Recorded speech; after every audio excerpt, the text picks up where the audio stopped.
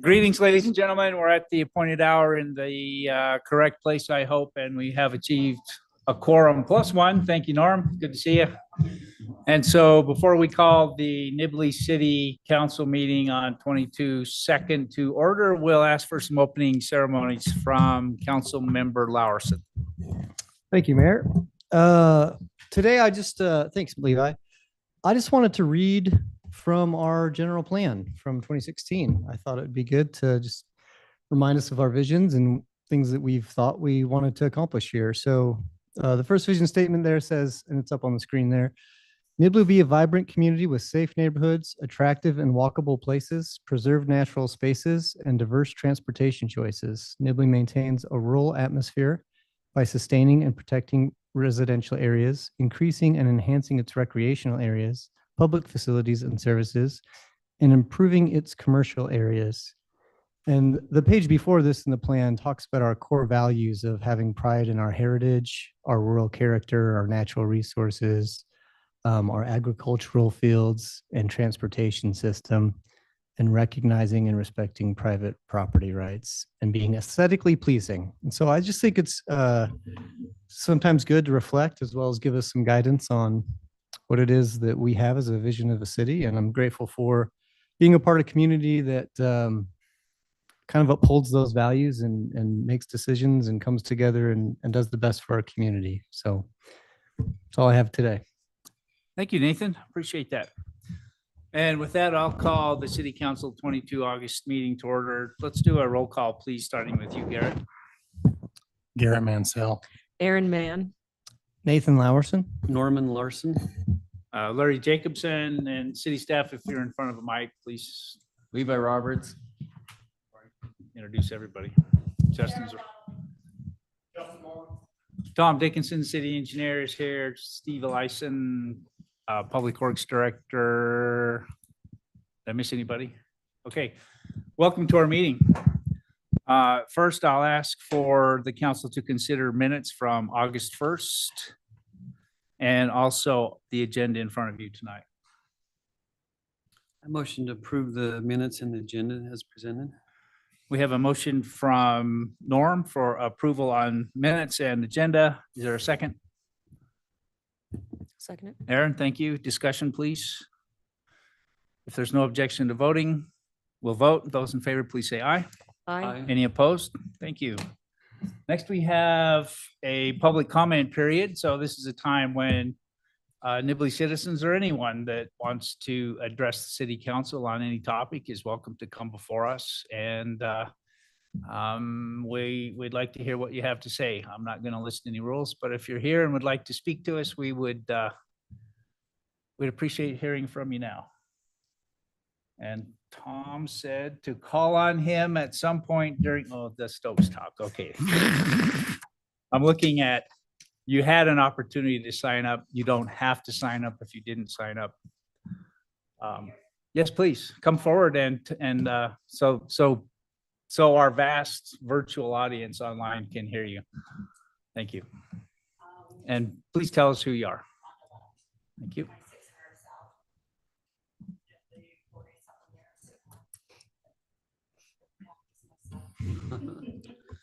Okay, thank you for speaking to us. That's no. Kidding. Thank you for the signs along 26 North South. The school parking and traffic is between the high school and that, but I appreciate the signs. I've seen many parents look around the Union and kids on bikes aren't looking at cars, look around the Union. There's been several times, especially with snow, there's not enough room to pick up their kid if it's raining or snowing. Going. I appreciate the new signs. I heard some people aren't so happy. And I appreciate your comment up to the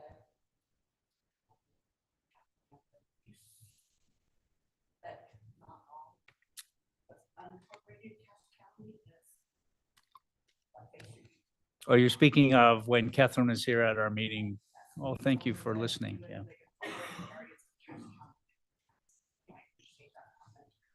Well, very kind of you. Thank you. That's good work. Appreciate you. Thanks. Anyone else like to address the council? You don't have to say nice things, although it's nice to hear sometimes. Thank you. Okay, with that, we'll close the public comment period, and we've got a couple of reports in front of us that we're looking forward to. Morgan Farm Cache County Fair Report. Are they here? Oh, there they are. How is the goat okay? And I bet it wasn't even stuck in the fence, was it? It was stuck. Okay, well. You and the goat? Okay, the goat's fine. That's all we need to hear. So please, Roxy, Mike, however you want to do this, please talk to us.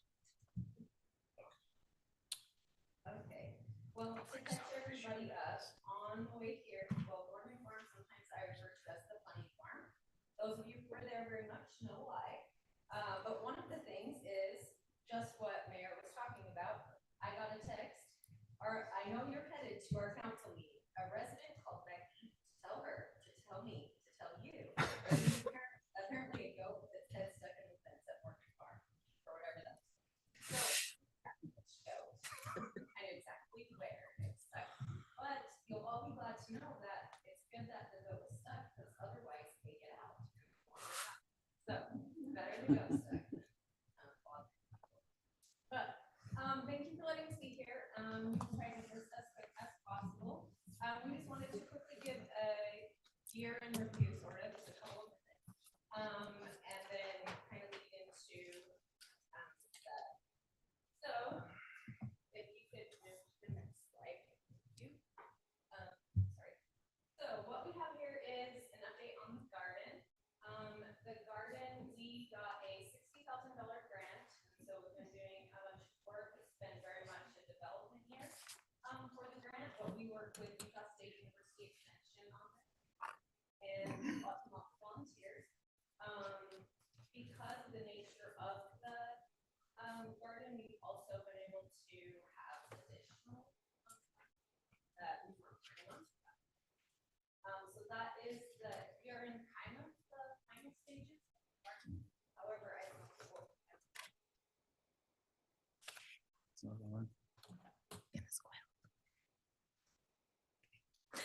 I'm afraid it's gonna squeal now.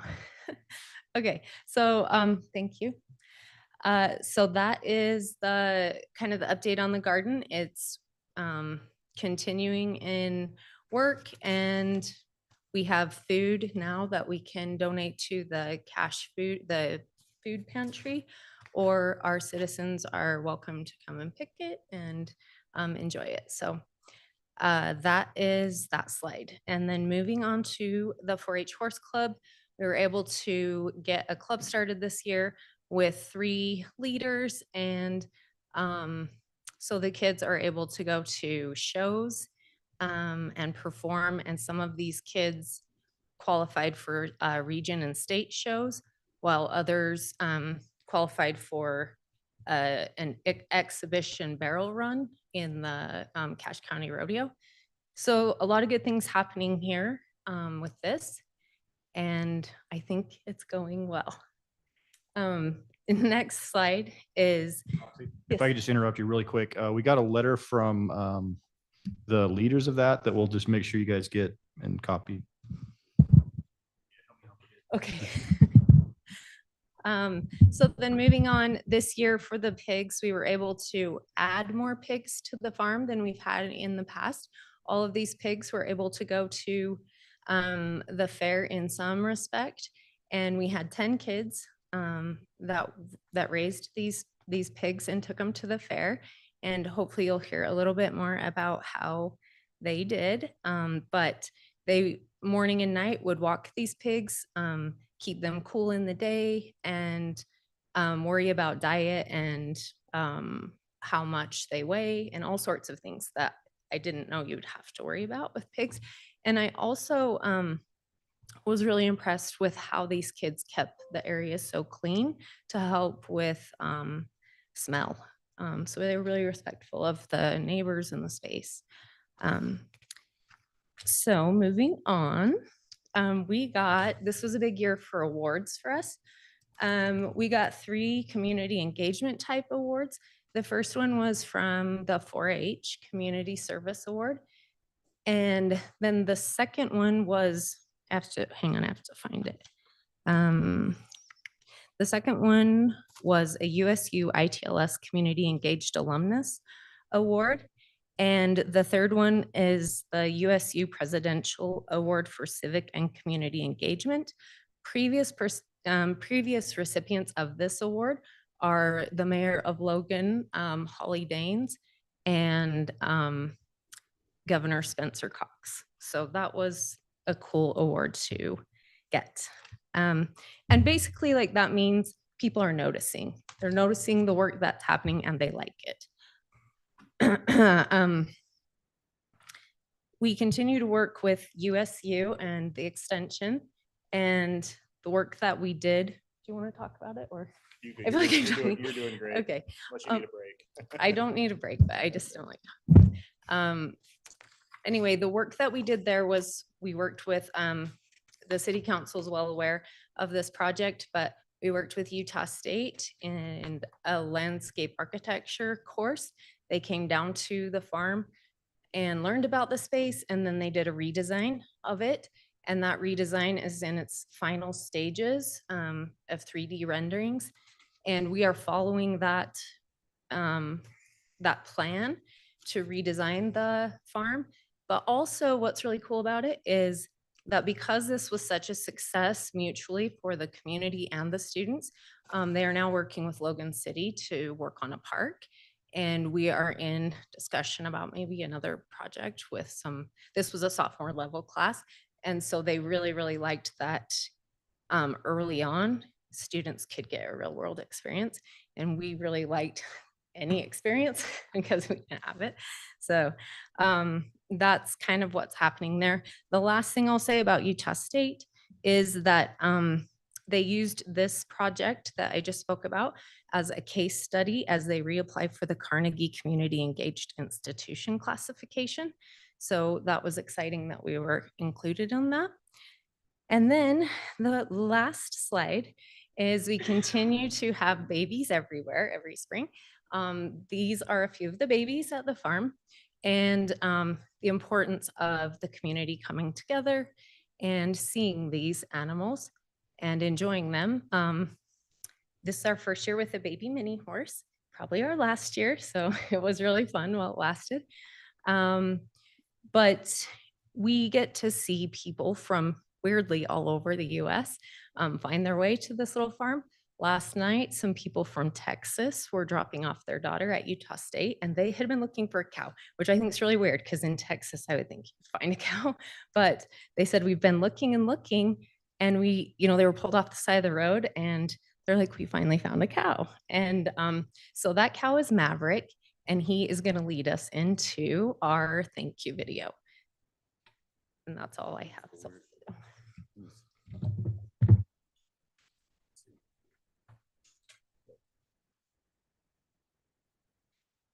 They probably need to turn it up.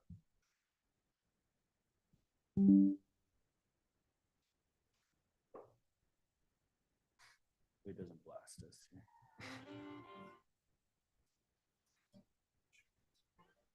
Oh, it's not.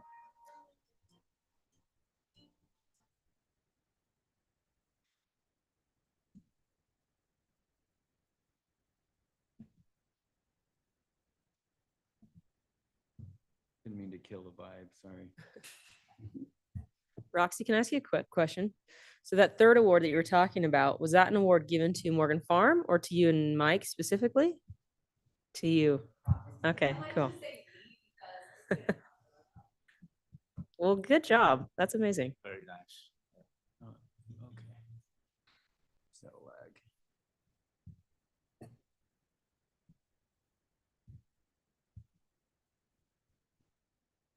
No sound.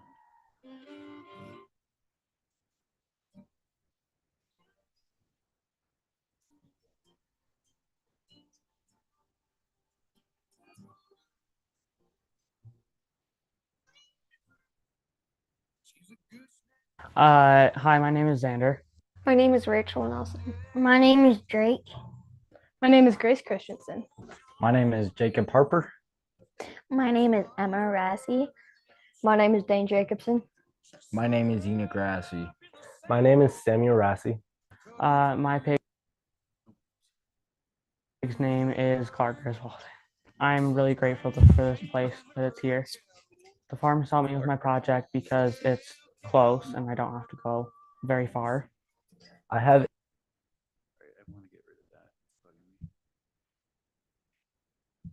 a 4-H pig. His name is Hamlet. Kind of hard to have a pig in the middle of the city, so the Morgan farm has really helped me because I can keep my pig here. I would just like to say thank you for making this farm possible and making it possible for me to keep my pig here. I have a 4-H pig this year. What inspired the name? That is bacon in Spanish. Well, thank you for this opportunity.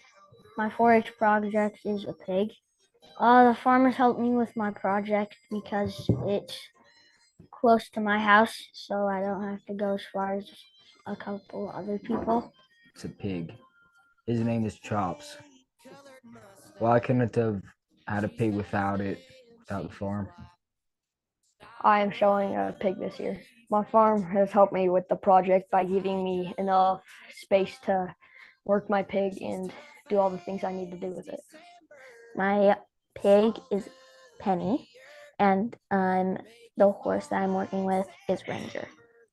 Thank you for letting our pigs to be here as well as Ranger and stuff. My 4-H project this year is working with my horse Cinder. The farm has helped me with my project by being a place that allows me to go and just like keep Cinder here and also offers spots to be able to like practice and learn. My favorite thing about the farm is probably just all the people because everyone's just super nice. The farm has helped me by letting me use this land to keep my horse here. Otherwise, I wouldn't have this great opportunity to show my horse. I would like to tell the city council mayor, thank you so much for letting us use your land. You guys have been so kind to work with and to let us enjoy the farm. Wow, good job. Mike, Roxy, do you want to come back to the mic and see if the council would like to ask you any questions? You can send Mike up this time. Council, do you have questions or comments for? I'm more a behind the scenes guy. So. Aaron? I just was wondering, like, is there anything that you would like to see done differently or need from us different for next year going forward for the next 12 months? I think just supporting this new proposal of turning it into a 501c3, I think that's going to help us quite a bit with the plans. We've already seen some interest in private donations or that type of thing that we've heard the works, a lot of people are working on that, so behind the scenes in preparation for that. So we really appreciate the support the city is giving us with the garden, with the farm. It's great to be able to ask for help and get the help, and it's been wonderful. So really appreciate that support. So. Do you have enough space? We have other parks that are not developed that could possibly be there, or do you think you're maxed out with the space you have? I think we're maxed out with the equine portion of it. That's our main concern is we've had horses down there, and we try to not, as the mayor has asked, not to turn it into a dust bowl. And we water it every day. We irrigate every irrigation we have and fertilize it, but it's just not feeding. We couldn't have any more horses down there if we wanted to. So if there is city property around, it could facilitate 4-H projects. But we could talk about, I mean, that would be a definite thing we would be interested in looking at. So great, thanks. Also, we feel like maybe we're maxed out on pigs. So like more space would be great. And not because they take up a lot of space, but because they generate a smell, which the kids can attest to. So, but as far as everything, we've seen nothing but great things from great support, and we really couldn't do all of it without the willingness of all of you. So it was really important to us to come here tonight and say thank you. So you guys, I'll jump in. You poured your heart and soul into this for at least 2 years now, and all of the city's appreciation to you. And you do this as unpaid volunteers. And I've said many times, we can't hire part-time people to get the level of service that we can from a dedicated and passionate volunteer, and you fall into that category. So thank you so much. For continuity, the rest of the folks that are maybe not following the other agenda item, which is creation of the 501c3 nonprofit to operate the farm. We've talked about that once before. It's on our agenda again tonight. I was the biggest message I received from our discussion so far on the 501c3 is, despite the amount of dedication and passion that you two have put into this, along with people that you organize, one of the best things about creating that 501c3 is you want this to outlive your influence. And so you're creating, I mean, something in Nibley City that should, if we do it right, should last a very, very long time. And I thank you for that. Okay, good. Would it be okay if the kiddos could tell what they earned at the fair, the ones who are here? Sure. Any objection from council? Let's bring them up. Okay.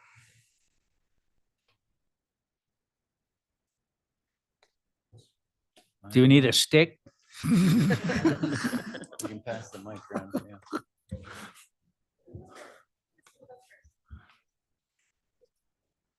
Tell us who you are, please. I'm Samuel Rassi.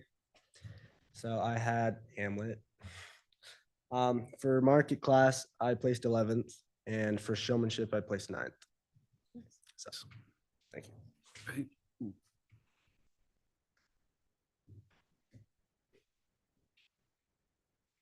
I'm Jacob Harper, and I had the pig Tocino. I was grateful for the opportunity to do this, and I placed 8th in market and 4th in showmanship. Jacob, I have a question for you, actually. I think we chatted. What's it going to take to get that little farm all A running? Okay. Money or time? A little bit of both. Okay. But mostly time. All right. Yes, sir. I might have some money. The umpire. Nick Rassi. I got 3rd in showmanship and 8th in market. Nice. My name is Emma Rassi, and I got 3rd in market and 6th in showmanship.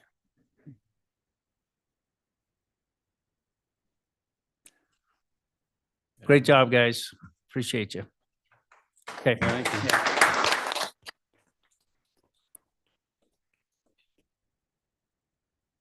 That's a tough act to follow. Say, actually, the one after this will be just as hard. Never follow a animal or kid act. So let's do the kid act next. Emily, do you have and please introduce us. Thank you. My name is Emily Rigby. I'm the production manager for Nibley Children's Theater. This is Lori Hopkins. She's our artistic director. She's going to give us a little highlight on what the show was this year. And then I'm going to tell you a little bit about our volunteers. Sorry, do you have a presentation to No. put on screen? You guys actually, in your notes, there was a packet that went through just all of our numbers, all the statistics that we have, so that is in your notes. Okay, thank you. Okay, this year our show was The Storytellers. It was based off, inspired by a book by Lucy Maud Montgomery called The Story Girl. And she is more famously known for writing Anne of Green Gables. But we took The Story Girl, which she said was based off of her, and we turned it into a play for Nibley Children's Theater. We had our 2 storytellers and our group of storyteller kids who were all cousins in the play.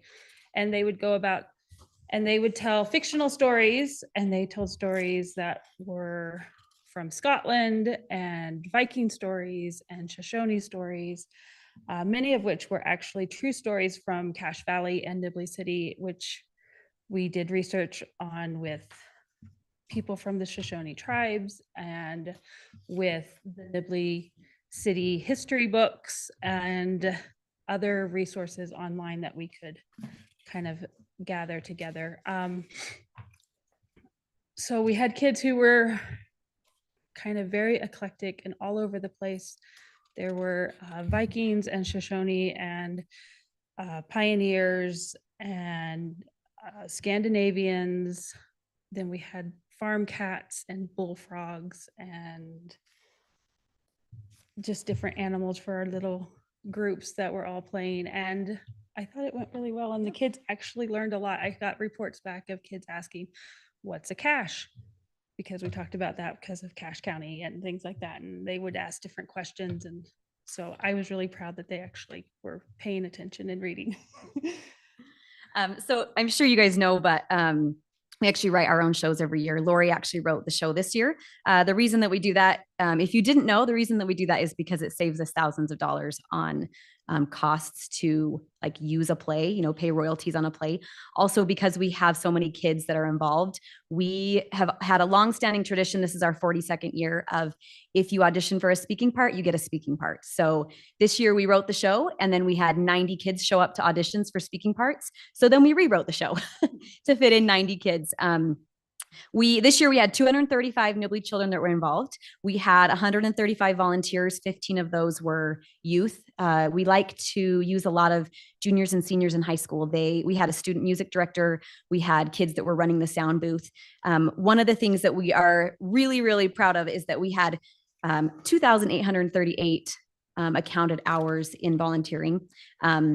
Which according to Bonnie Darrington, who does our funding and our budgeting for that, was about $42,000 worth of, if it had been paid. Also, we have a budget of under $10,000, which you as Nibley City pay for most of that. You are our biggest sponsor. We are so, so grateful.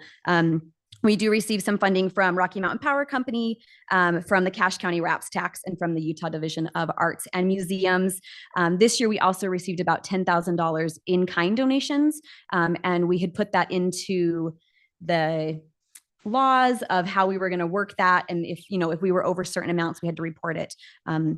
But most of that was just things like people donating fabric and costumes and things like that. So one thing that we love about that is with a budget of under $10,000, servicing 235 kids, that's less than $40 per kid.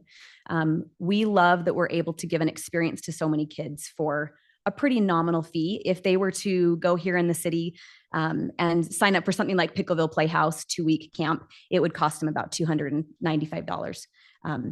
So this is a program for a lot of kids in the Valley and in our city who maybe don't have the funds to be able to go do expensive camps like that. They're able to do this free service and this free camp. We have our mission is to introduce them to the joys of performing, to help them realize their creative potential, to unite neighborliness and friendship, to build confidence and empathy, and to foster self-esteem. And we feel this year that we really accomplished those, every single one of those goals. We were really excited to have Fox News come back up. They came last year and they reached out to us again this year. They came up on one of our dress rehearsals and we were the Fox News live spot for the whole morning, which was really fun. The kids liked being able to hop on and see themselves on the news. Cache Valley Daily also came out and did a news spot for us. So we just really want to tell you thank you. Thank you for funding the arts. We have had so many kids who have started just little. Bonnie Darrington's daughter actually started in the show when she was just tiny. She's gone on to run our costumes for us a few years ago, and now she is teaching at a middle school in Salt Lake, and she's teaching facts and textiles and is going to be doing costumes for their play. So something that started as a 5-year-old here now is her career path. So we just really want to tell you thank you for your continued support, for letting us use the park, for letting us use storage. Our last thing that we just wanted to report on was last year we kind of went out on a limb and we used a lot of our funding to purchase our own sound equipment. We were a little nervous about that, but it has already paid for itself between last year and this year. We were also able to use it for the Royalty Academy I ran that with some help from a lot of other people, and we were able to save a lot of money for the Royalty Academy by using our own sound equipment. And going forward, we have children who have been trained and are ready to go next year to run the sound. So I feel like it's been a great success, and we just want to tell you guys thank you. And do you have any questions for us? And thank you. So I'll let the council take it. Oh, thank you. Yeah, Aaron, I'm hoping you're asking the what can we do for you Well, I was to question. say a similar question. Is there anything that we as a council can do differently for you guys for next year? Help you in any way? You know, I think right now we're doing really, really well. We have come and having talks about how we run with as many kids as we have, 235 this year. We have a lot of growth happening in Nibley. And so there could come a point where we're saying, oh, we got to put a cap on things, or can we have a bigger stage, you know, an indoor space? I know that's kind of been talked about. We would love an indoor space. With an indoor space, we could do a fall program or a winter program. We've had a lot of kids that have approached us about wanting to do a year-long drama club. Something like that would need an indoor space. So if that's in your site, we would absolutely stand behind that and support that. But yeah, I think that's great. We continue to appreciate the time and the money that you put into this, and it's really, really valued. So thank you. Can I ask one more question? Absolutely. Do you know roughly like what percentage of kids live in Nibley? What percentage of kids are coming from towns outside of Nibley? So for this program, we actually have 100% of the kids from Nibley. Okay. That's actually one of our qualifications. They have to have residency in Nibley. Part of that is because of the funding that we receive from you guys, where it is about 70% of our funding. That has been something that has been longstanding. If that ever were to change, we would be happy to discuss that. However, with 235 kids, our hands are pretty full. But one thing that we do sometimes make an exception on is if children are doing split family homes, you know, dad lives in Logan and mom lives here. As long as they have some sort of residency, they're able to be in the show. And we actually have people who have looked for houses in Nibley just so their kids can be part of the show. So so it's a great thing. I know a lot of grandparents from outside of Nibley come to watch the show. Yes, we actually in our report, you'll be able to see on, I think it's our 4th page. So we have about 5,000 people that show up to see that show. And if you've driven past the park on show nights, you'll see it's packed. We've discussed things about maybe getting bleachers. We had that discussion last year, and bleachers are far, far out of our budget. But I think there's some hometownness, is that a word, that comes from bringing your lawn chair and sitting on the grass and being outside. And there's some magic to that, of having the sun setting and having this show. And that's part of what we love about it. But bleachers would be great. So we need more space for Little more horses, space for an horses, audience. pigs, and grandparents. Yes. Let's see. Maybe we'll keep those a little separated though. But thank you again. Any other questions? Great job, you Okay, guys. thanks you guys. All right. Let's find my agenda. Next, we're going to move into a discussion with our friends to the east, Millville City. I think I'm on the right place in the agenda. Yep, thank you. So we have Mayor Hare from Millville City here. We have Corey Tweed from Millville. Corey, Justin, are you going to lead this off and turn it over to Corey? Go ahead. You can introduce it. I was basically Go ahead, take it. Quickly introduce Corey and Mayor Hare are from Millville City to speak. They have a project that they've been working on and in their master plan on 3200 South. And so part of that obviously touches and impacts Nibley. So they wanted to come and talk to you guys about it and just put on your radar and just let you guys know about it. So. Okay, one of you or both of you. Welcome, gentlemen. Thanks for letting us come. Mayor, you want to? Corey, what's your title with Millville? You do everything for the City mayor, I recorder. know. I'm the city recorder. You do a lot more than that. Recorders do a lot. We're pretty short staffed, so I get to touch a lot of other stuff too. But I need to talk to the goat whisperer. We have once or twice a year, we have goats wander in when I'm sitting at my desk and show up in the city office and have to spend a couple hours trying to get them out of there. I need to talk to you. Okay, so we'll explain here what we're trying to do in Millville. So on this map, 3200 South is there that's with the stoplight in Nibley.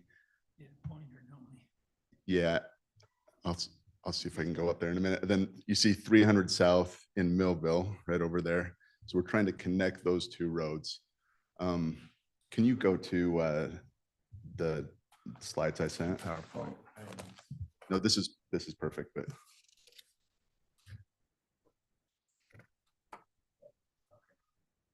I could probably do the same thing on yours, but let me just, can I move or does this? See if that microphone will follow you around. Can you disconnect it and carry it? Thanks. Okay, if you can go ahead and go to the next slide. I'll kind of show you what we're targeting. I'm going to walk up here if that's okay. Sure. I never have a council meeting in Melville where I'm not standing at the TV for part of it. So this is 3200 South. This is where the stoplight is. This is, the road we're trying to do. All of the future growth in Millville. This is all Providence here. And there's a lot of growth there. Everything to the north exits on their 10th South. It goes out on our 550, just north of the high school. And then to the south, if you want to get to the highway, you kind of have to wander. The main road is 300 South. This is our city office here. Kind of have to wind through here and then head back on Main Street or one of the roads and head out on 2nd South, and that takes you to the Maverick. So it's kind of a windy road. It's not great. So we're trying to create an outlet for all this new growth, as well as just all of Millville traffic to the south. And that's what this would do. Another issue we have is we don't have a way to turn left. If you want to go to Hiram, forget it most of the time. You have to go to the high school and risk your life with high school kids to take that light. Because the two main exits don't have a left turn. So this would allow for a left turn as well. I think that's the main things.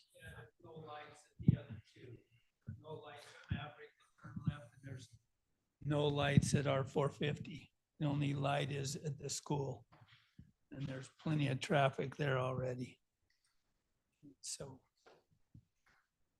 anyway, we got funds to do the study and they're about complete.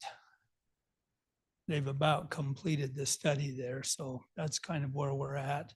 And of course, Nibley, we appreciate they're coming in a little bit, but if they wanted to stop it, they could.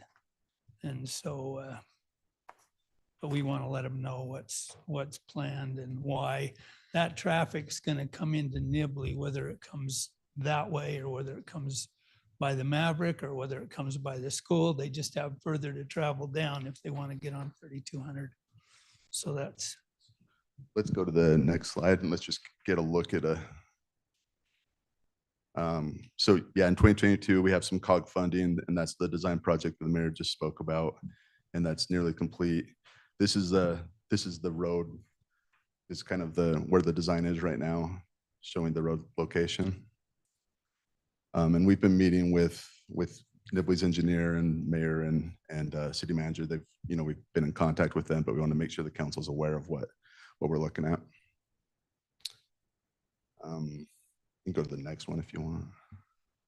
So that's showing the proposed intersection there at 3200 South. And 3200 is state highway. If you stay going into Millville also. That's a great question. I don't, yeah, it is a great question. We own 3200 South. Oh, the state doesn't take care of it. Right. It's on you to pay for it. Right. You should have left it. Yeah. SR 238, 3100 South in Nibley coordinates used to be a state road. That's the one that comes out by the Maverick. That was actually part of a swap with the county to have the state take 10th West, and you guys tell me if I get this wrong, and then have the county now owns what used to be 3100 South that goes through River Heights and Providence and Millville and turns into our main street. Yeah. Turns into your main street and comes out at the, so that might be what you're thinking of. That is a county owned road at this point.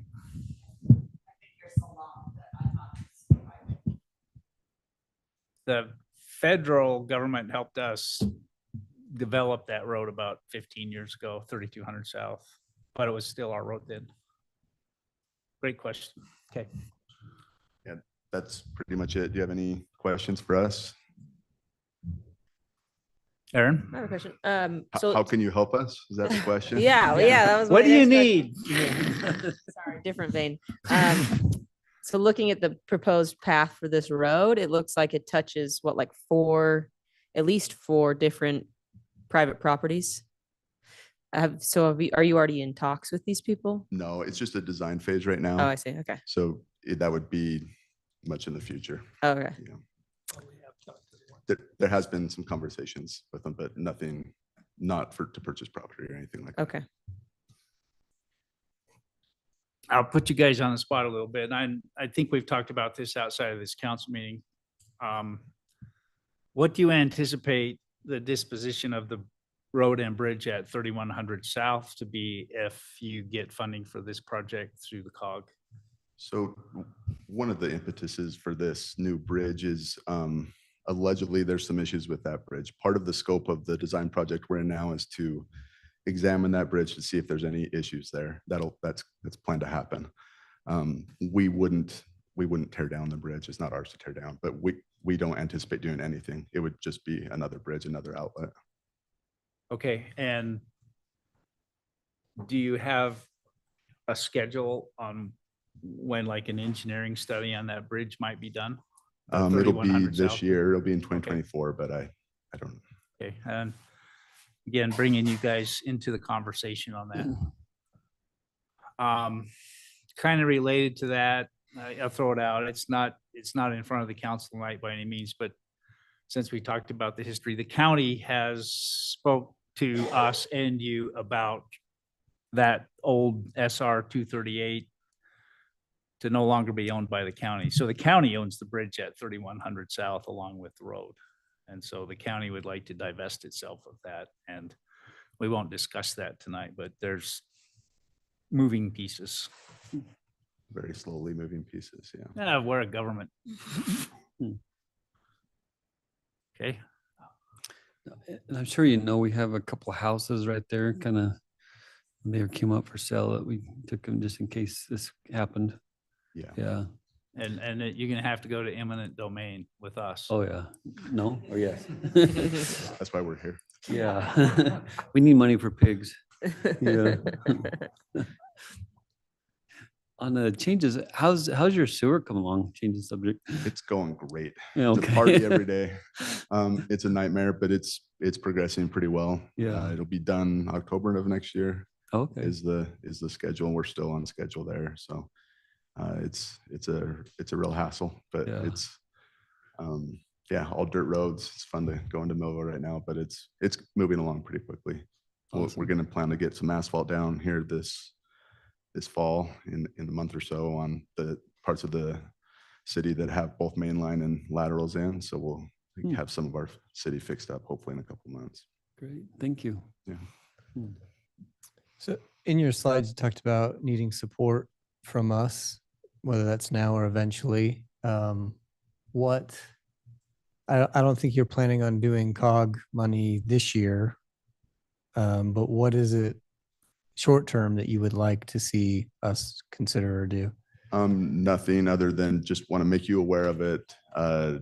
We want to continue to involve your staff and your engineer as they weigh in on the design. But just want to make you aware of it at this point.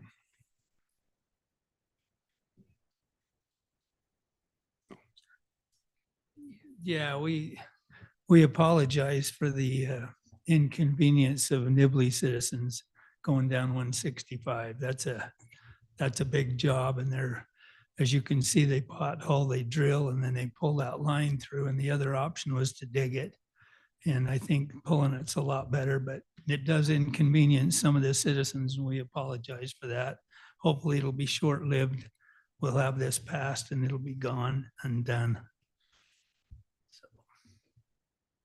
Yeah, I think I told you guys when we put the sewer in some 25 years ago, one of our office staff, had T-shirts made that said Nibley, you can't get there from here, because so many roads were in disarray. Get it? We get it. So, yeah. Any other questions for us? I don't think we need to have a discussion, but I think currently our master plan calls for kind of a turn to go to the current bridge. And I assume you've started to have, or will have discussions with staff, et cetera, of us changing that or why you guys like this route better is because it's another connection, like you said. Okay. Yeah, part of the reason that happened is they came to COG with some money. Nibley City did quite a few years ago. They wanted to do a roundabout and another roundabout. And COG didn't look very favorable at it.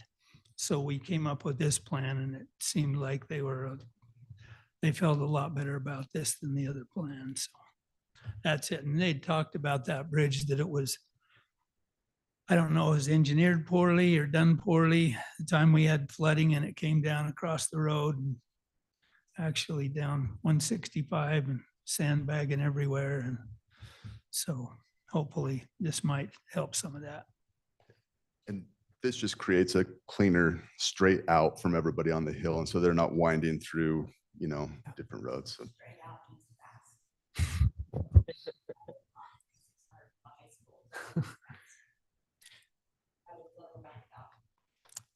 Have you guys, we can do about that. You guys looked at, you mentioned the left-hand turns headed south out of Melville towards Hiram. Have you had a traffic study to look at that? You will though, yeah. I assume, right? Yep. To help justify the project, right? Yep. Yeah. Millville doesn't plan on annexing all the way to 165. It's just the road will be kind of, you know, unincorporated and shared with Nibley, et cetera. Yeah. Okay. And that's why we, you know, would need your support at some point if you're interested in this. If you know, a lot of it's in Nibley. Right. I think that's partly why our current road plan heads north, is because we didn't tried know to it. keep that plan inside of Nibley. Yeah. I guess you guys aren't encumbered by that. No, it's fine. You have to come to Nibley to get to 165. Yeah. It's good to know. Yeah, that, and you guys know this too, that, and my appreciation to UDOT, I will say it here, even though there's no one from UDOT to hear it. For a long time, that 3200 South intersection did not stop northbound traffic for Nibley citizens on 3200 South turning left headed north. And that was a problem. A lot of them were trying to get to the Maverick, which is a very short amount of time to get across, to frog hop across 2 lanes of traffic. And so things got substantially better. Agreed. When UDOT changed the control on that light and stopped northbound traffic when the left-hand turn off of 3200 South was headed north. So that was a huge improvement. Got rid of the high T intersection, as they call it. And for me anyway, that's probably what took the impetus off our road plan, even though it's still on our road plan, to go through a full intersection, because UDOT said you're not going to get a full stop until you have a full intersection. But calmer heads prevailed.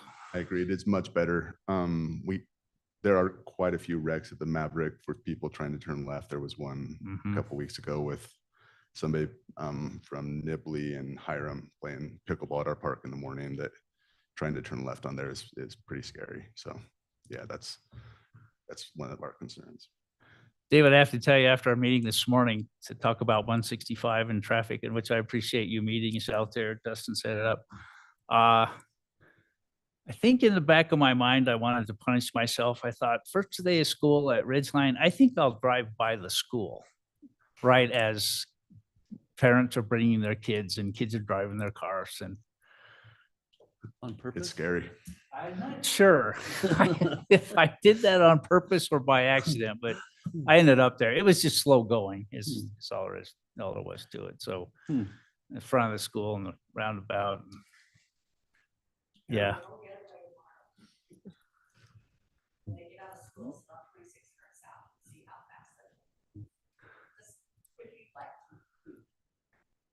Any other thoughts from council on this this development from Nibley or from Melville? Thank you, gentlemen. Appreciate you coming out to see us. Thank you. Appreciate you. Thanks. Okay, next we'll get to that consideration for a Morgan Farm 501c3. I think we've had a first reading and then we continued it. And so this is available to the council on second reading if you're so inclined. Justin? Yes, thank you, Mayor. I think I'll just give a really brief introduction since we have quite a few people in the audience today. I know we've talked about this a couple times, but just for their sake, I'll give a quick recap of why we are talking about making Morgan Farm its own 501c3. And it started with the discussions we had with Mike and Roxy and trying to make the farm more open, more accessible to the public to be able to come and do the things that you saw today, as well as maybe some other things. And, you know, when you start talking about inviting the public into a farmyard, there starts to be some safety concerns and some insurance and some liability questions and some things like that. So I, for better or worse, reached out to our insurance company and had some discussions. And one of the things that came out of that really was their opinion that for liability's sake, we really should make the Morgan Farm a separate entity from Nibley City. And that is what the creation of a 501(c)(3) would do, was create an entity with the state of Utah that is its own entity and will have its own governing board of directors to manage the farm, to create policies for the farm, policies such as, you know, who can have what animals and how long can you have the animals and all those kinds of things that Mike and Rocky are kind of balancing and trying to juggle, you know, kind of on their own right now. This would put a board in place to be able to help make some of those policy decisions and be able to move the farm into the direction that the vision statement that has been prepared for the farm. I don't know, we want to, you know, kind of go over that whole thing, but so that started the discussions and we started reaching out to the attorneys and how do we do that and how do we make sure we do it properly. And so before you tonight are two documents. One is articles of incorporation that create the entity that need to go to the state and be recorded with the state. And the other associated with that is the bylaws or the governing rules of the organization. Now, we intentionally left the bylaws as really kind of a skeleton document right now, really just kind of the bare bones of what it needs to be able to put it into place and to put a board in place that can then go in and make the necessary changes and really focus on and make the farm bylaws what they need to be. So, so we had some more questions about that and kind of bounced around with the attorney just a little bit, but in the end, we really haven't changed anything from what was originally put forth by the attorney for these bylaws and for these articles of incorporation. There are a couple of changes in your agenda item report. I'm not sure any of them are super substantial. Just you know, kind of filling in some blanks and some names and change the, you know, the article, the incorporators, I believe is what they're called in the document, to be the city council. You know, you guys are the ones that are essentially creating this entity and then going to be in charge of selecting the board that will then create the bylaws. I think that is all I was going to cover unless you guys have questions. Oh, I forgot one thing. I forgot the other big reason, sorry, I apologize, for the creation of 501c3 is potential for more cleaner donations to the farm, as well as opportunities to go chase grants. And I maybe Roxy can speak to those details if you'd like. I'm not exactly sure what those all are, but that is another reason for the creation of the 501c3 is to go chase big donors and big grant opportunities. So with that, I'm happy to answer any questions. We had a small committee that talked about these and went over these. I know Nathan had some ideas and some questions about, you know, membership and some things like that, that again, I think really can be addressed, you know, by the board who can really set aside the time and focus on those needs and the vision in the future of the farm, which again, just to quickly restate, is try to make the farm more open and accessible and usable to the citizens of Nibley. Thank you, Justin. So under staff recommendations is to continue. Is it ready to pass or is it okay to continue? Oh, I apologize. It's ready to go. Okay. That was a Okay. misprint in the report. Okay, thanks. And adopt on second reading is your recommendation. Yeah. Yep. Okay. Thanks, Norm. Yeah, good catch. Sorry about that. Yeah. Mike, Roxy, you can answer questions as we go along, or you can add to Justin's presentation. It's up to you. Okay. Appreciate you being here. Council, it's yours.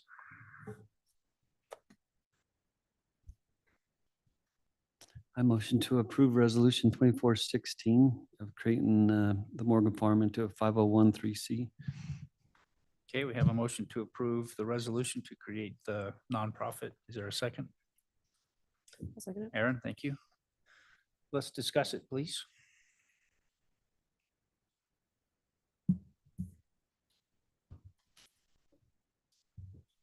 A few things. Go ahead, please. Since our last meeting and that I didn't get to Justin in time for this meeting, just to bring up, the first is the membership talks about, if you go to that section where, yeah, in the bylaws, Okay, not the articles. The articles are fine. Um,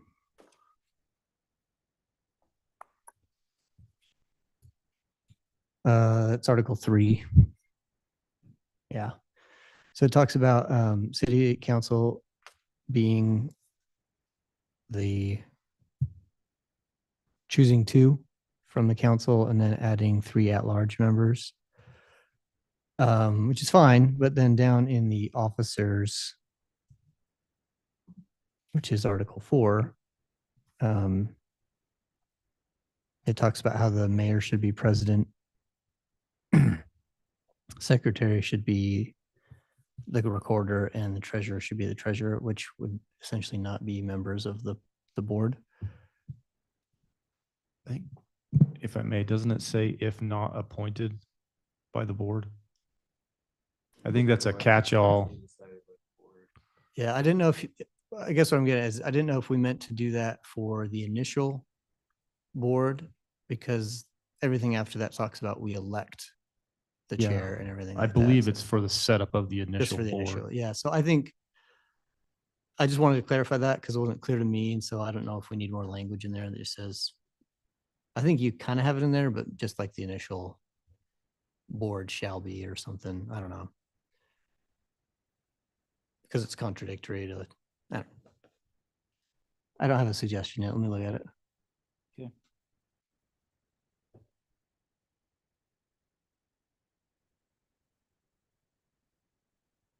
I guess instead of unless otherwise expressly decided by the board, I just say for the initial membership of the board. Initial incorporation of the board or something like that. So that it's just the first time. That's who it is. Give me the chapter and verse, please. You're in Article. Of where you're making the proposed amendment. Yeah, Article 4. Yep.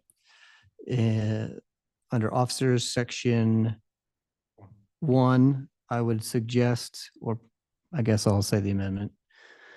Motion to amend, instead of unless otherwise expressly decided by the board, to say for the initial incorporation of the board.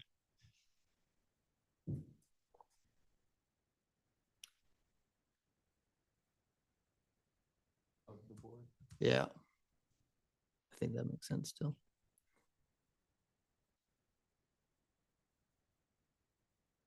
Okay, that makes sense to me. And you've got it, Levi. It's in front of the council. Is there a second on the motion to amend? second it. Second from Norm. Discussion on the amendment?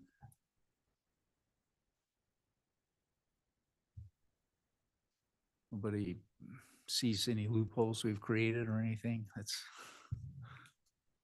okay. If there's no objection to voting on the amendment, seeing none, those in favor of the amendment, please say aye. Aye. Any opposed? Okay, you have an amended motion. Okay, same article, but section 5. So this is beyond initial the powers and duties and just the phrase where it says, in the absence of the chair, which is the last sentence. In the absence of the chair, president, the mayor pro temp is hereby authorized by these bylaws to act in its place. My suggestion would be to remove mayor pro temp. I guess my motion is to remove mayor pro temp and just say an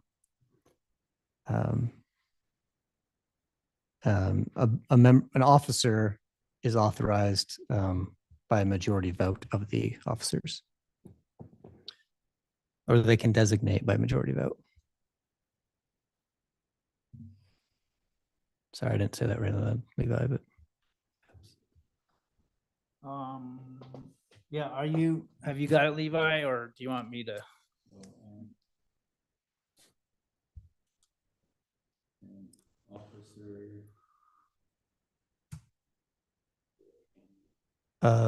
may be appointed by majority vote of the officers, the board, I guess. And then you can, yeah, thank you.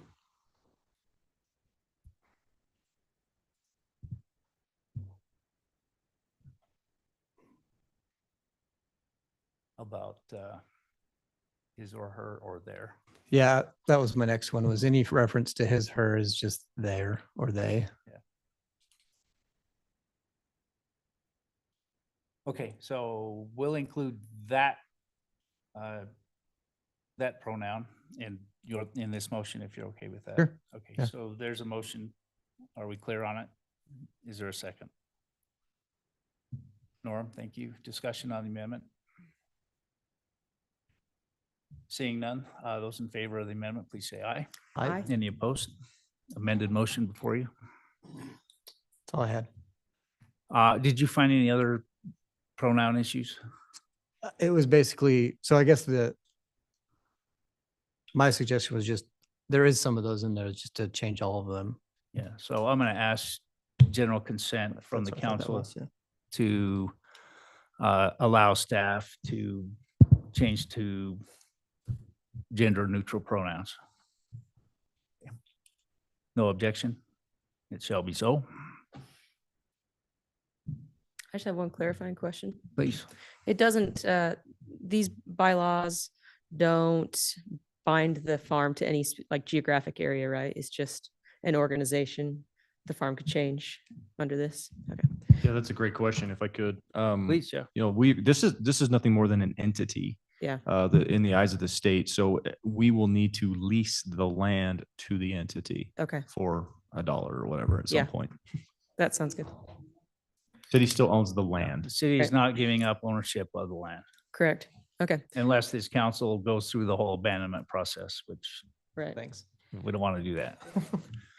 Just one grammatical thing on the very first page, the title's been changed to of Nibley Morgan Farm Corporation. And then the next line, the principal corporate offices of Nibley Farms Corporation, that needs to be changed. Nibley Farm or Nibley Morgan Farm Corporation to match the title. Can I have general consent on that, please? Is there objection? Seeing none, let's make a change. That's all. Thank you.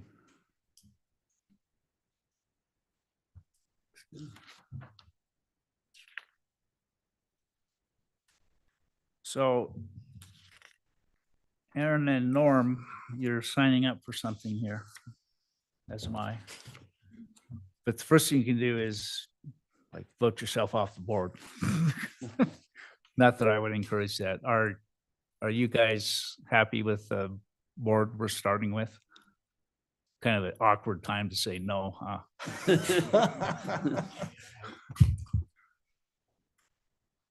Okay. Any further discussion? Seeing none, I'll ask if there is an objection to voting. Seeing no objection, we'll proceed to vote on the amended motion. This is resolution 2416 to create a Morgan Farm 501(c). Cheryl, will you call the roll for us, please? In favor? In favor. In favor. In favor. I count that 4 in favor, none opposed. So we have an entity. Thanks for all you guys do out there. Thank you, council. The articles, yeah. Right. And then So we'll the make board hay. has something to do already.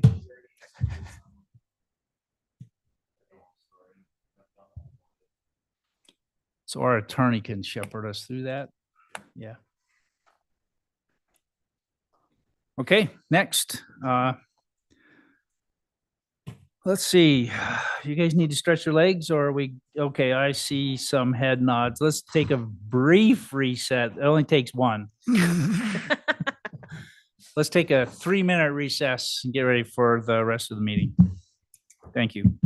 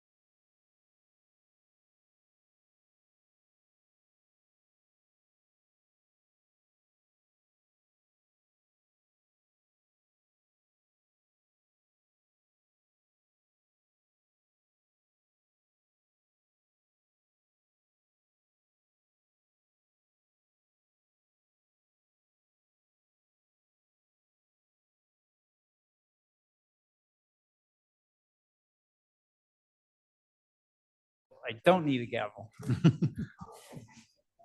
I had one in River Heights. I did it a few times. We'll call the council back to order. We have a quorum, including Norm. Thank you, Norm. And let's move right into item number 9. This is a discussion and consideration for the council on ordinance 2408, which would be an amendment to a RM mixed residential zone. Levi, I'll let you take it from there if you will. Sure. And just to start out, I gave you a little kind of teaser on the next item on the agenda because it is tied to that. So Wesley Nelson Farms, they submitted an application to rezone a property at 1301 West, 2600 South from R2 to RM. And they've provided a concept plan, give an idea of what they're intending on doing on that, how they intend on developing the property. But in order to rezone the property, a code change is needed to add the property to an eligibility map that is currently within the RM zone code. The applicant's also proposing some other RM code changes as well, and I'll go over those. So this item really is that the second one, the code changes, and then the next item on the agenda will speak to the rezone. And I should also mention the applicants here, if you have any questions or want to give them a chance to speak, they're here as well. So this is a concept plan, just kind of at this point for illustrative purposes. City staff hasn't reviewed this for compliance with the code or anything, but it is accompanying their application. Really accompanies both of these considerations, just to give you an idea of what their intentions are.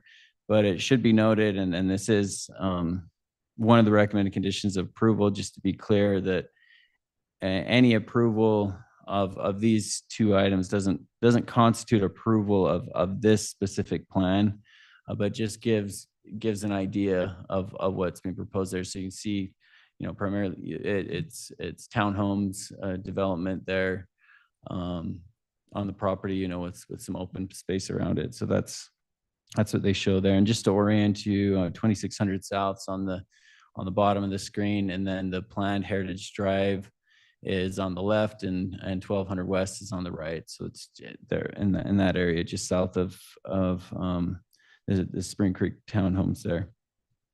So I'm going to go into more detail on the proposed code changes. So I mentioned adding the parcel to the RM application map. They've also requested a consideration to increase the allowable density, which is currently at 10 units per net developable acre, and to increase that to 12 units per developable acre, and removing net from that. And then reduce the required open space for multifamily or mix of single family and multifamily from 35 of net developable acreage to 20%. And then also a variance to the street design standards to not require 2500 South, which is a master plan street between 1200 West and Heritage Drive. A little bit more, just a little bit more of on each of these is, staff's analysis and looking at how it relates to the general plan. So this first, adding this parcel to the RM application map as an eligible area. When you look at our future land use map, it designates this area as commercial and medium to high density residential, and the RM zone, which allows for, as I mentioned, 10 units per net developable acre and a mix of residential as well as commercial uses, really is in support of this designation. So that's just a summary of that. This consideration to increase the density from 10 per net developable acre to 12 per developable acre. One thing to remind you is previously in the RM zone, it actually allowed up to 20 units per gross acre. The TDR ordinance that was recently adopted a little over a year ago actually reduced that to 10 units per net developable acre, and that they could achieve up to 20 units through the application of TDR. And so, really this would be a conflict or a change of that code. And we felt like that was set for a reason, to provide an incentive to use the transfer development rights if additional density is desired from the applicant. Something else is that net developable acre. It may seem kind of a little wonky for some, but that is the standard measurement that we typically use when we talk about density in the city. And we just feel like we should be consistent, whether we're using net developable or gross, that one or the other, but just something to keep in mind. If we change it from, if we're basing it on gross density rather than net, it really effectively is an additional allowance for more density. And I'll go over that a little bit more in the slides here. I'll explain that a little bit more. This consideration to reduce the required open space for multifamily or mix of multifamily, reducing it from 35 to 20% net developable acreage.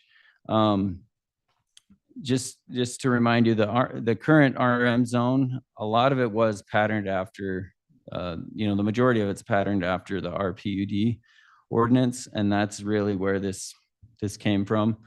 And just looking at the RPUDs that the city has approved, it seems, to staff that this has been effective at preserving open space, providing, enough kind of open design, recreational amenities and uses, that this seems like an appropriate threshold.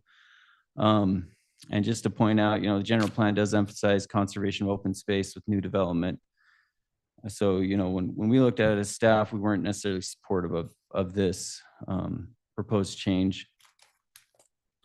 And then I'll go into this one a little bit more. I should mention on this, on 2500 South, on removing this, that the applicant does have a pending application, and it will be on the next Planning Commission agenda to go through a separate process to consider 2500 South, but it is on this application, and was reviewed by Planning Commission as well. But the application that they have is to actually change the master plan, to remove this from the master plan. But on this application, they did request to remove it. And this 2500 South, this master plan street that you see on the screen there, would connect through from 1100 West. There's a current connection across 1200 West, but it would continue to the west of 1200 West onto Heritage Drive. And the applicants proposed within the code that this be removed. 2500 South, it does improve, if provided in this area, it does improve street connectivity. It helps disperse traffic, provides more direct connections for street users, improves emergency access, supports effective street maintenance. So it does have these benefits. And in general, staff isn't in support of removing this requirement for 2500 South because of these reasons. But this last bullet is that the proper process really for considering this would be through a transportation master plan amendment. As I mentioned, they have put in an application for that, so that will be considered further, but was also included in this application. A little bit of background And Justin filled in for me at the Planning Commission, so I'm not sure how much they went into this, but a couple of years ago, we did discuss some changes to the RM code, and a lot of them, and really it was a discussion with the same applicant. It wasn't, we didn't have an application in front of us that they submitted, but we had discussions with them, and they did make some recommendations that you see up on the screen. Ultimately, the city council didn't adopt these recommended changes. There was an ad hoc subcommittee that was formed, but that it didn't progress to the point that those any recommendations came back to the city council. So nothing was adopted, but there were some additional things that were considered and recommended at that time. But at this time, the Planning Commission is limiting their recommendations in regards to those that the applicant has submitted. So just wanted to, remind that there has been kind of some history here. A little bit more on that density question, net density, gross density. So just as an example here, on this block, this is kind of a single family, but kind of older, little denser single family block you see here. On the left, that's would be considered 9.7 dwelling units per acre of net density when you take out the right of ways, and then gross density that lowers to 6.5. So about 30% of or it's lower by about 30%.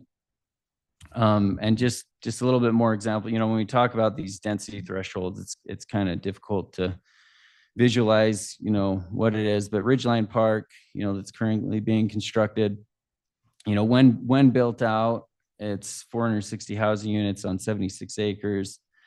That's taking out that 17-acre park. That's so it's 7.6 units per net developable acre at 6.1 per gross acre. Firefly Estates, this is at 8.3. It was approved with 8.3 units per net developable acre, 6.6 per gross acre. And then Nibley Meadows was 6.3 per net developable acre and 5 per gross acre. So just to kind of visualize what, in comparison to some other recently approved developments. So Ridgeline, you mind if I ask a question Yeah. right here? Yeah. Ridgeline Park did not include the 17-acre city park, but each of these included additional open space. Correct. And was that open space included in these density calculations? Yeah, yeah. Except for the city park? Yeah, yeah, Okay, I perfect. didn't Yep, yep. include the Thanks. city park that was dedicated separately, but yes, Thank you. that does include the open space. Yep, thanks. That was dedicated. So this is staff and Planning Commission's recommendation was consistent with this, is to approve this ordinance with some modifications. So with the following conditions and findings. So the conditions are to limit the requested amendments to this provision, Nibley City Code, to the RM application, to add this property to the RM application map as an eligible area, but not to include the other requested changes. And I kind of explained why within the presentation, but I'll go over that in the findings a little more. And then 2 is that the improved amendment doesn't constitute approval of any development plan, including the concept plan provided with the rezone and code change application. Findings are, the recommended findings are the RM zone is compatible with the commercial and medium to high density residential designation of the city's adopted future land use map. The Nibley City General Plan emphasizes the preservation of open space. The current density threshold for RM zone is appropriate to accomplish the zone's purpose while incentivizing open space preservation through transfer of development rights. And 4, the Transportation Master Plan emphasizes improved street connectivity. The inclusion of 2500 South as shown on the Master Streets Plan is in support of this emphasis.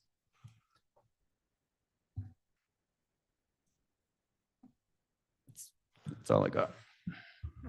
Yeah, can I ask another question real quick? Mhm. And then council will give you a chance to, because this proposed change to ordinance and our RM zone specifically talks about where the RM zone could be applied, and that you've mentioned that, then this piece of property, just for consistency, is currently zoned at what? R2, yep. Okay, thank you. Yeah, it's R2 zone.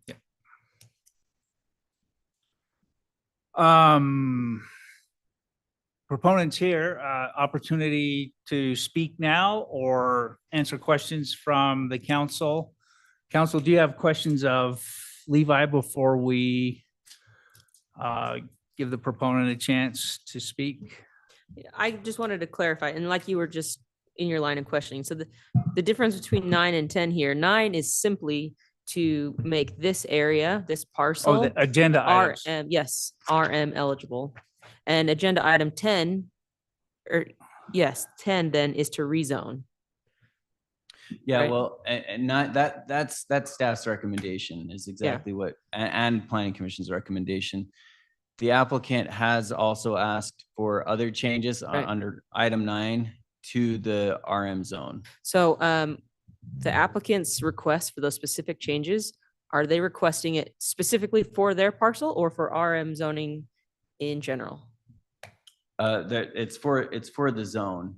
If it was specific to their parcel, then, I mean, I don't know if they would necessarily be opposed to that or not, but that would either have to be through a development agreement, or I guess there could be language within the ordinance that said this applies to this parcel and that. I mean, that's not what's in front of They're you. just saying, generally, we would like the RM zoning to have these changes made. Correct. Okay, I understand. Including a piece of property to be zoned RM. Right, so 9 is inclusive of, we would like these changes to the RM zone to be made related to density mostly. Yeah. Right?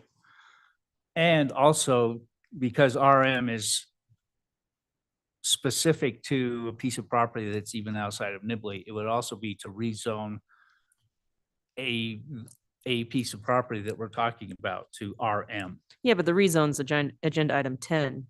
So it's a Right. separate agenda Yeah, item. okay, thanks. Right. Okay, thank you for the clarification.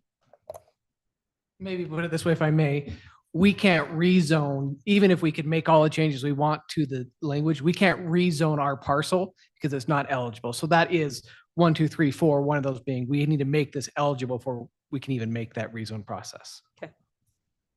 Why don't you tell us who you are, please, Trent? Yeah, my name's Trent Williams, professional land surveyor with Ensign Engineering, the project manager, working with our engineering staff and survey staff on the design of this site. Great, thanks. Questions of Trent or Levi? Trent, I have some questions for you. Some of these are actually were already asked at the planning commission, and I want to hear them again. One of it could happen on 9, it could happen on 10. You're interested in higher density than what is currently allowed in the RM zone. Yeah, there's a couple of reasons for that. Is one, because of the uniqueness of where this is at, and when you look at planning out a city, we're looking at a very large commercial project on the west end of this. That's no secret here. And what drives successful commercial businesses and something that's going to actually stay and thrive instead of having stores closed down is rooftops next to it, right? It also creates a great transition from the single family that's there along an arterial road that was just built, 2600 South. It's a natural place to do that because it is kind of separate and aside from being mixed inside, as was shown on those other developments. They're mixed inside the single family, larger lot areas of the city. And so where this is on the outskirts next to commercial, it makes sense to add that density in there. And the other kind of piece to that puzzle, all those developments were very large developments. We're looking at 70 acres on one of those. this is a much, much smaller area, and it's really hard to fit everything in there and make it an affordable product for anyone to buy. And so if we can put a few more homes in there, the infrastructure, that shared cost that gets passed on to those homeowners goes down. So it actually makes it more affordable if we can pack a little bit more in there. And that also speaks to our open space requirement. When you have 70 acres, you can easily pack 30 unit per acre count in a corner of the development and have 100 acres or 20 acres of open space and still meet the zone, if you will. But where we don't have a space to tuck a bunch of open space in, that lends to our request of A, higher density, and B, a change in the open space portion of the zoning ordinance, just because you can't fit that all in a smaller area where this zone was specifically written for larger pieces of property. Thanks. I'm going to come back to the affordability question when we consider your rezone. So absolutely hopefully wonderful. Council, don't let me forget that. So if I start running through the numbers, it looks like a 20% increase, a requested 20% increase in density to go from 10 units per acre to 12. Well, but it's really 20%. more. I'm not done yet. Yep. And then to go from net to gross, it's about 20% of space is devoted to roads. Rough numbers. So another 20% increase in density. And then to go from 35% open space to a 20% required open space in an RM, that's about a 40% change in the required open space. That's 20 divided by 35, right? -1. So to me, this in total looks like about an 80% increase in density that we would end up with compared to the current RM zone, 20, 20, 40. I'm not sure if I'm completely following you. I think there's a 40% increase in density and a 40%, about a 40% decrease in the amount of open space, but I don't think that changes the density, the fact that there's less open space, because the density is still capped at that level. It's just spread out more on land that would otherwise be could otherwise be open space. So yeah, so like in the examples you showed us, there were about 7 units per acre, roughly. They were all around 6.9, 6.7, right? That included the dedication of open space in the density calculation, not the park, but the open space. And so if In the overall we decrease the required open space from 35% to 20%, that represents an increase in the total density.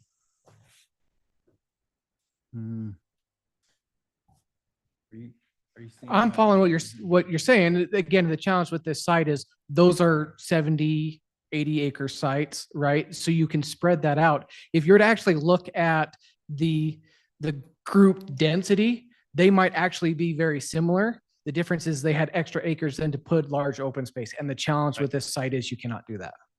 Right. So you're, without auditing the numbers, seeing the point that I'm making, I think, about what the numbers are in terms of increase in density, when you consider the number of units per acre, including open space, it's about an 80% increase. And then you've responded with the justification for doing so. No, the math doesn't math. We're still at the same density, whether you group it in one area or spread it out over a larger site. I don't think you're asking. I don't get to the 80% you're saying. I follow with what Levi says. It's still about a 40% shift. Again, taking into account the size of the site and the layout of the site versus the examples that were given up there that were much larger and able to spread out. But I think if you were to look at those closer, you would see where the homes are grouped. They're going to have a similar density of what we're requesting. Okay, maybe this will become important depending on what the council wants to do on first reading versus second.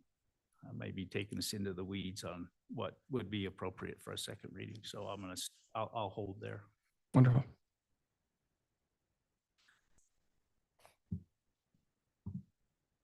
Council, it's yours. And it would be helpful, I think, in a motion that you make to help us understand, help the council understand if we're considering first reading on this, which is, do we understand the proposal?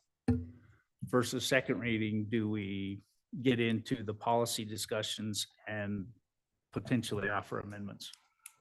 One of the clarifying questions I had was, so that 2,500, they requested that, but that wasn't in the recommendation from Planning Commission, right? That was. Right, neither were, I guess, I'll kind of bring up the list. So they basically asked for 4 things, and Planning Commission just recommended the first of adding the parcel. Just adding. And that was consistent with staff's recommendation. I can speak to the road part. It's in the zone and we're talking about the zone language. And so it was something we brought up. Obviously it's been, Levi noted that we do have a separate application to change the transportation master plan. But if we're going to go through the zone and talk about things we want to change, that was one of them. And so we brought it up. Yeah, I mean, I understand the connectivity, but I know we're also trying to limit how many accesses we have on 12th West being a major collective road. We're worried about safety going through that. You got 2600, which is an arterial road, which has a higher speed limit. And we're going to save a second to go through maybe a more dense residential road. There's some safety issues there.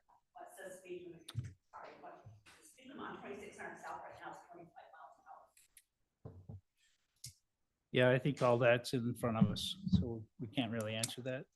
We don't have an application for development. Yeah, and I'm talking about 12th West because, I mean, that is a major 12th collector West, road. we have, we can talk about 12th West. That's a 30-mile-an-hour speed limit, design capability of 35. Is that right, Tom?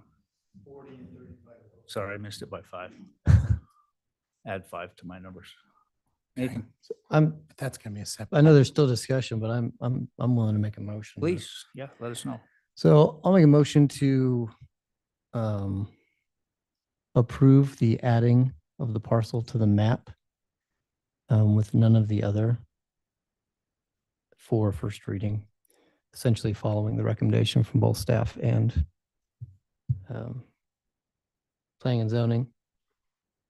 In fact, I'll go to waive second. Okay, that helps. Yeah. Yeah, because So adding to the map, no problem. And waiving second reading. We certainly appreciate that. so are you clear on Nathan's motion to see if you're able to second it? Is there a second?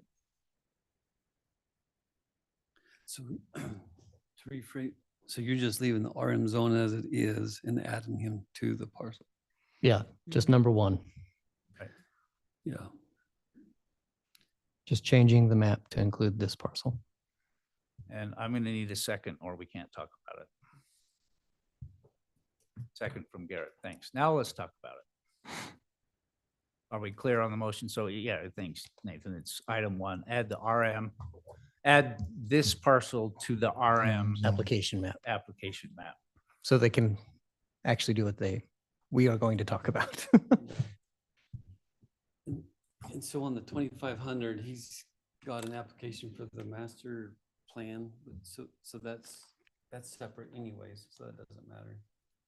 Right. I mean, you could pass it tonight, and that point's kind of moot if you pass it, but there that is being considered. Yes. Yeah. It seems like and you guys have already started the process, I believe. We have, and we could speak more to that if you guys want to have that Go as ahead. part of the discussion. We could show some other reasons why we're leaving it lie a little bit, but certainly if we could discuss it, we'd love to show you our reasons. Well, I'm going to say it's not germane to the motion. Yeah, it's Fair not on enough. this one. Right? So, Correct. Yeah. okay. So it'll be there. Okay. But I think you guys have an application in, that's the right time to discuss it when we see a preliminary plat or something that says we don't need the road. Right. Which officially we're not looking at a preliminary plat yet. Yeah, I mean, discussion wise, essentially, I see no problem adding this area as eligible. I do see problems with everything else that we have some questions and discussion about. So that's what I'm comfortable approving today and moving discussion forward. Okay. I also attended planning and zoning, so I don't have a lot of questions. So I think this is progress for the proponent, given that there was a proposal 2 years ago, something like that, to say, let's reduce the required area for an RPUD, which is a whole nother thing, below 40 acres, right? To actually match this parcel. And the council passed on that. The council said, no, I don't think we're ready to do that. Now, things have changed, things have moved, commercial, so on and so forth. I think we're realizing that, you know, density is affecting us, and we have some issues to solve, perhaps using density as a tool. But the council did turn down a higher density, RPUD type densities for anything less than 40 acres. And Trent, you mentioned there is a problem with trying to achieve higher densities when you talk about open space, et cetera, et cetera, et cetera, when you try to do it on a smaller piece of property. So I'm just pointing out that this is a smaller piece of property than what the RPUD allows. And the RM was written for Campbell, what we call the Campbell property, which is in Logan, which was about a 40-acre piece of property. So just talking about, there is a difference here, and we're talking about applying higher density to a smaller piece of property. Yeah, it's 13 acres, right? 13.16 I saw or something in the notes. That's probably the acreage of the area that they're intending to develop with residential, and then they do have an additional piece, which we have received a concept plan application from the LDS Church on that piece as well. Okay. But this would be for the entire property. Yeah. Yeah. Which is one parcel at this point. The challenge is we can't split the church off till we get some of the design done because they need to be serviced by this. So they are tied hand in hand. And so that's why this is the overall property.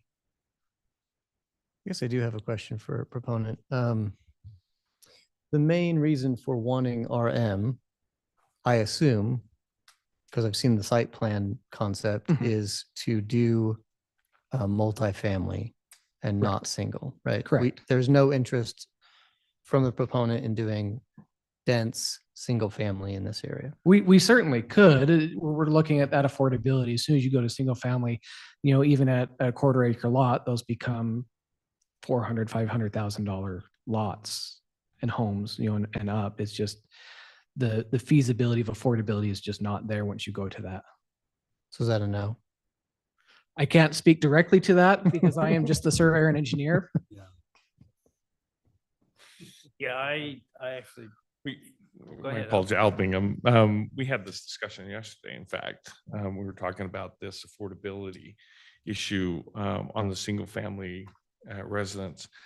The problem that's happening, this isn't just in Cache Valley, it's everywhere across the state, but the problem of it is the costs are so expansive, just not on land costs, but development costs, on improvements, on, you know, water lines and cement and whatever.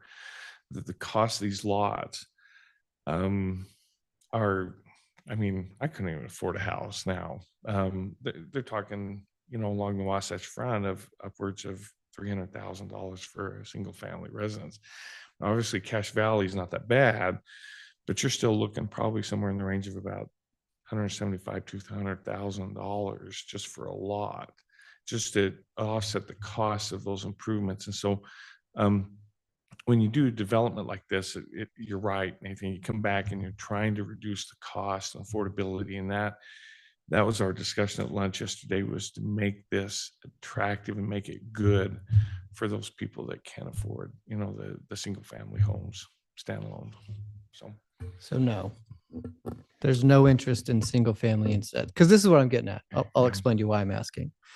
The requirements and minimums are similar to what you're asking for, correct me if I'm wrong, if you were to go single family rather than multi. So one of the problems we have with this property is you got industrial on the north side, and you got commercial on the west side. And would I want to build a house next to a grocery store manufacturer? That's hard. And so that would be a much difficult. And so as Trent alluded to, it's a transition area to trying to go from a commercial area to a single family. So we're not just, shoving single family homes right up into this area. So it's a little bit, as Trent talked about, it's a unique area. We've walked it with many different people, and I think most people understand that the issue of trying to put single family in there is just too difficult on affordability. I mean, Trent's right. I mean, these homes would be running $600,000, but that would be just trying to cover the cost of building and doing the improvements in there. So, okay, thank you. I'll keep going.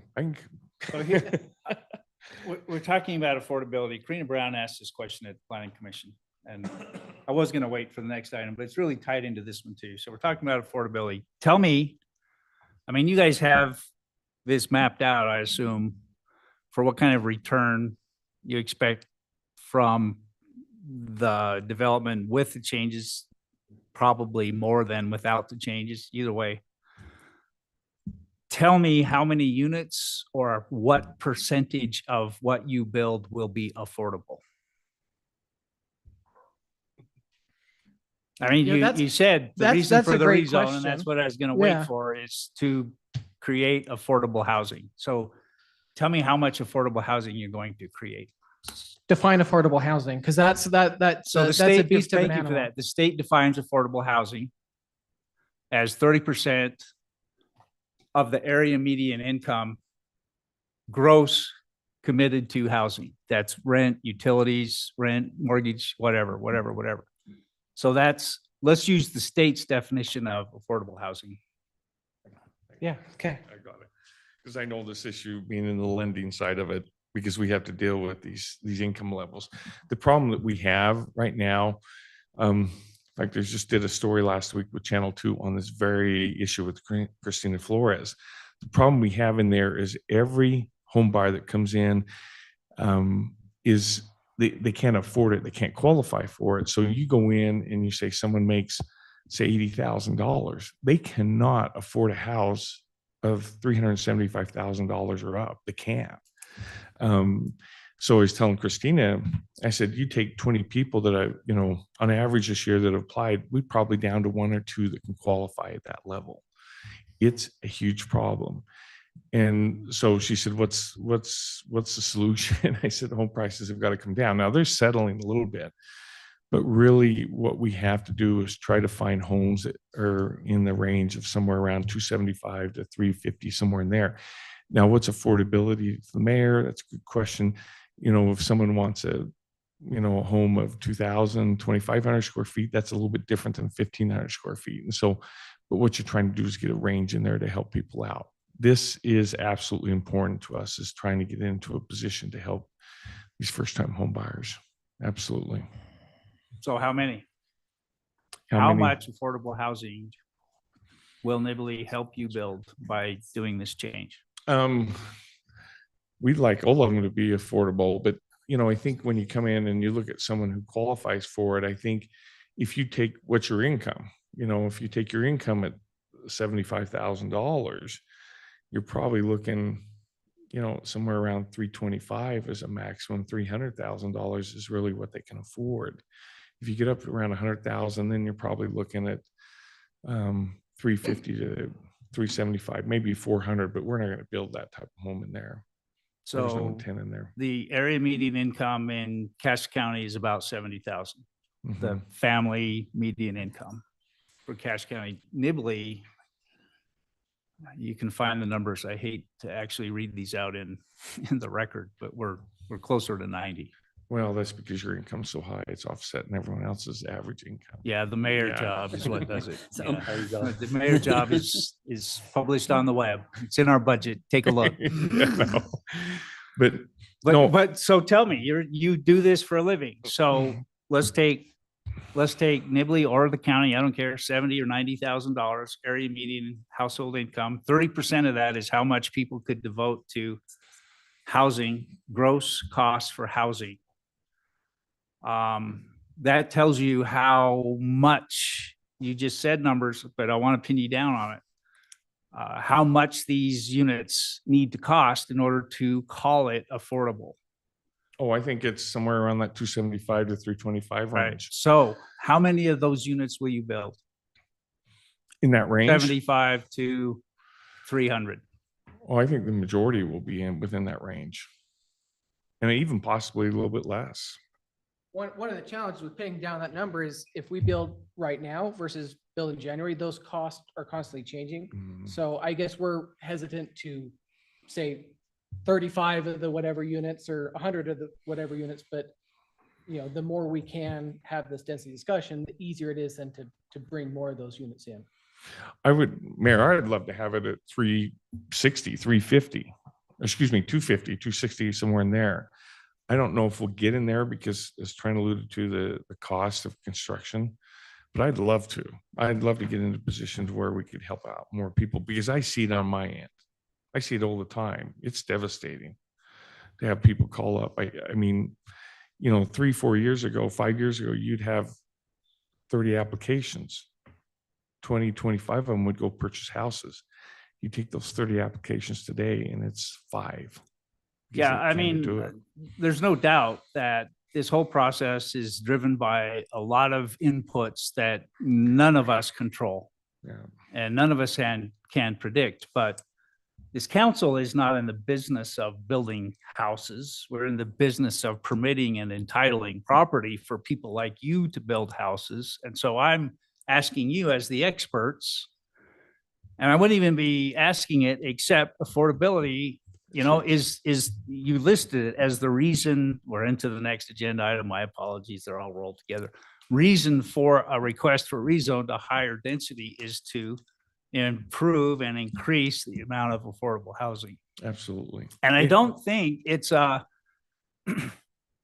unquantifiable number. Either you're going to build affordable housing given the conditions today, or you're not. Or you're going to build some that's affordable, or you're going to build all of it that's affordable by the definition of affordable. No, we went and looked at even last month or two on similar style townhomes in this, in that range. And I mean, you're looking at the upper 300s, in Cache Valley. That's not our intent in here. It's trying to keep it into a more affordable range. And I mean, the biggest thing in here is we want this product to be very nice and very attractive too. It's going to be attractive to a lot of families. So, but yeah, So do you anticipate, I think you said it, I just want to make sure I didn't hear it wrong. Do you anticipate that 100% of the product that you produce will be affordable? Well, you can't say that, but there's two things in there because, if costs all of a sudden go into a different realm. I mean, I had 2 meetings this week with builders, and their comment right now is we're standing down on construction because the market's going down. Land prices are still so elevated. It's hard to build a home right now and stay stay above water on this. So, but in this situation, we're a little bit more unique, that we can forge ahead and build a smaller type home. There are condos. My boss sells condos down there in Provo for 800 square feet. That is crazy. I couldn't live in it. I don't want any family living in that. You want to have them live in a pretty decent house. But again, it comes back to Trent's note of construction costs and things like that. I try to get numbers around it, Mayor. I get some general ideas, but we keep talking about it and just making sure that we're going the right direction with it. Absolutely. Yeah, unfortunately, knowing what people are paying for townhomes in Ridgeline, it's not affordable. by the definition. It's not affordable. It's, One of the big differences here is this is family property. So we're ahead of the game. On there, where a developer comes in, they have to pay premium for the land, right? And it's really hard, and we're hesitant to put a number. why don't you just donate it then? Al? Yeah, Let's not exactly. stop. right? But there's still Joel, costs. you gotta, yeah, I know. Costs involved in that, but I mean, I don't want to I feel like we're trying to pull the wool over your eyes, and it's not the intent, right? We don't want to come in and say, hey, we want to build affordable housing, and we go and jack the prices up because you gave us higher density. The discussion is, it's just the mathematics of it. The more you can fit in, if it's $200 a linear foot of road, if you can split that $200 per linear foot of road between 5 houses versus 1 house, it's significantly less. And that's what it comes down to. It's just the simple mathematics of that. Yeah, well, and so I've exhausted this topic. I think if I have just one takeaway, affordable housing is not well, we hope it'll be, and it might be. And I don't deny that it's hard to see how all the variables come together to make any sort of guarantee. However, affordable housing is well defined by the state. And the state expects us to write a general plan that gets us to affordable housing. And the state will hold us to those numbers. And if we don't start talking about what those numbers are, we're just saying, well, it'd be nice. But there is a mathematical definition, which I didn't hear at the Planning Commission, about what is affordable. Yeah, we didn't get into that discussion. They didn't bring up those questions. Thanks. I've exhausted that topic, so I'm done with that. But if they were all sell for 250, somebody's gonna buy in and buy a bunch of them and just rent them out. So even though they're affordable, they're only affordable for the first person that buys them. Yeah, because they'll write out a cash and check. So that's the problem. But you're not planning, you're planning on selling these individually. You're not planning on using it as a rental income. and Correct. do They are those. for sale product. Yeah. Okay. And then we talked before, but you're Somebody could still buy a swath. Correct. Yeah, but Could put deed restrictions on that. Put a note to that. yeah, That will not happen. yeah, Okay, I'll tell you right now, that's off. yeah, Okay, because when that happens, then prices go up. That will not happen. yeah. So But you're one, not, one thing we're doing, sorry, I don't mean to cut you off. One thing we are doing in other developments is actually we're doing a large one in Weber County near Plain City in Far West, where they actually have deed restrictions on certain number of lots. Now, I'm not going to propose that in here. Mhm. I'm not going to speak for Al on that. That's a whole other process, but Mhm. there are ways to cap that. and you're not going for any government or federal funding for these to be affordable housing. This is just, you're gonna build it and do it. Because we're saying we're affordable housing, but you're not using that as your for grant money and stuff that you're going for. In my discussion here is just about the economics of the numbers. Yeah. You know, that Al could certainly speak to the grants and the other state stuff. I'm just talking about cost $200 to build a linear foot of road, and Yeah. whatever we can do to get that down is my approach to it. Certainly not Al and his family and his team are more into the numbers Yeah. there. Okay. I think we can vote. Unless there's any more questions. Norm indicated we might be ready to vote. There's a formal process to achieve that. Or I can just pause and ask if the council is opposed to voting. Seeing no opposition, we'll move forward. So the motion before you is to add this part. It's number 1 up there. Thanks, Nathan and Levi. And that's the total of the motion. And it's to waive second reading and it'll become the law. Questions on the motion? Is it clear? Okay, since we're waiving second reading, Cheryl, I'll ask you to call the roll. In favor.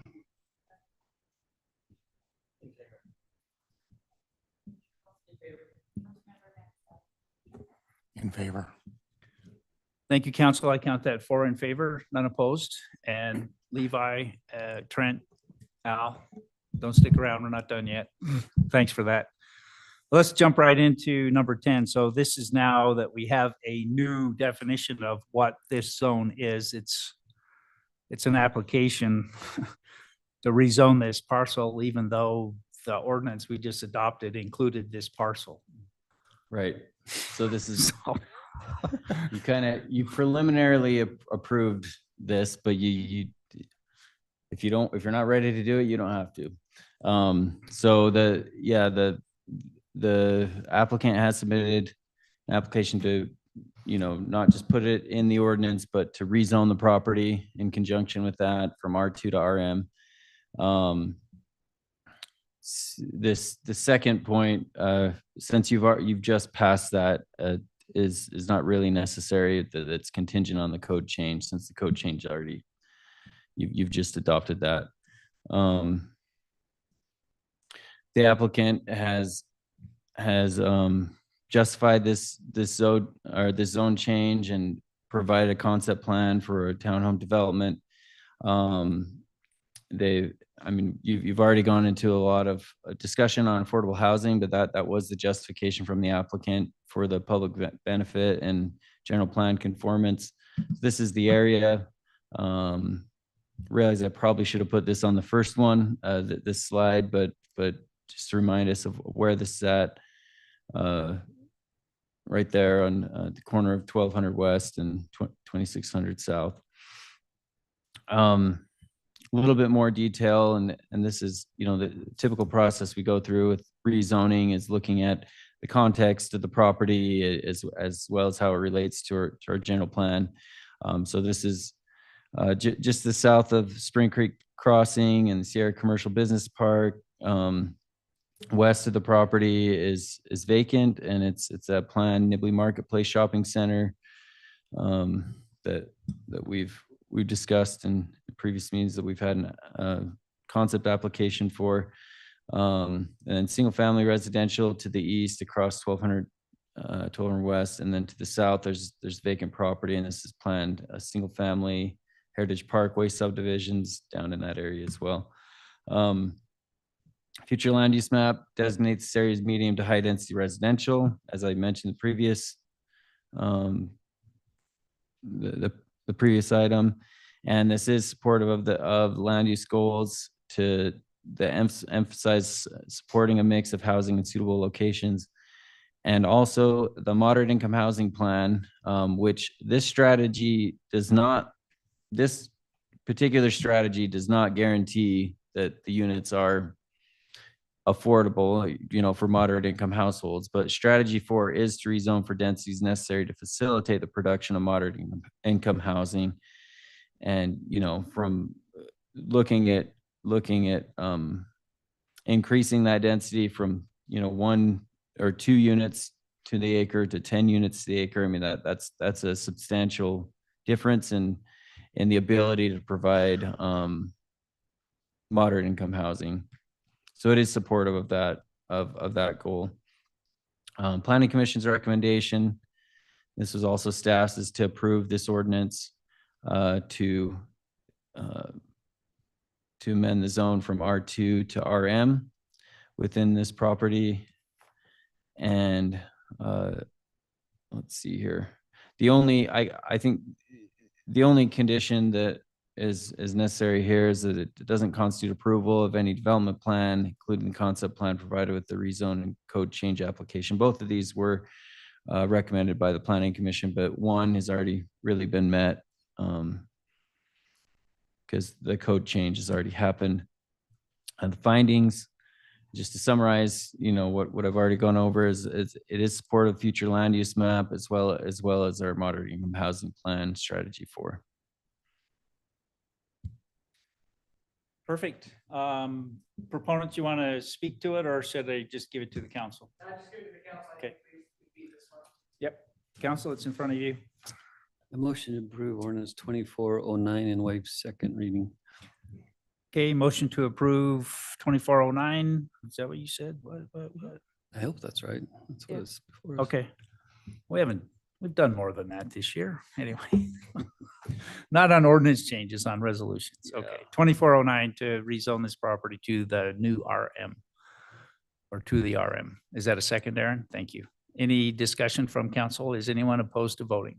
Nathan, please go ahead. So I know this is weird, but I hesitate after the conversation we've had tonight to waive second reading on this.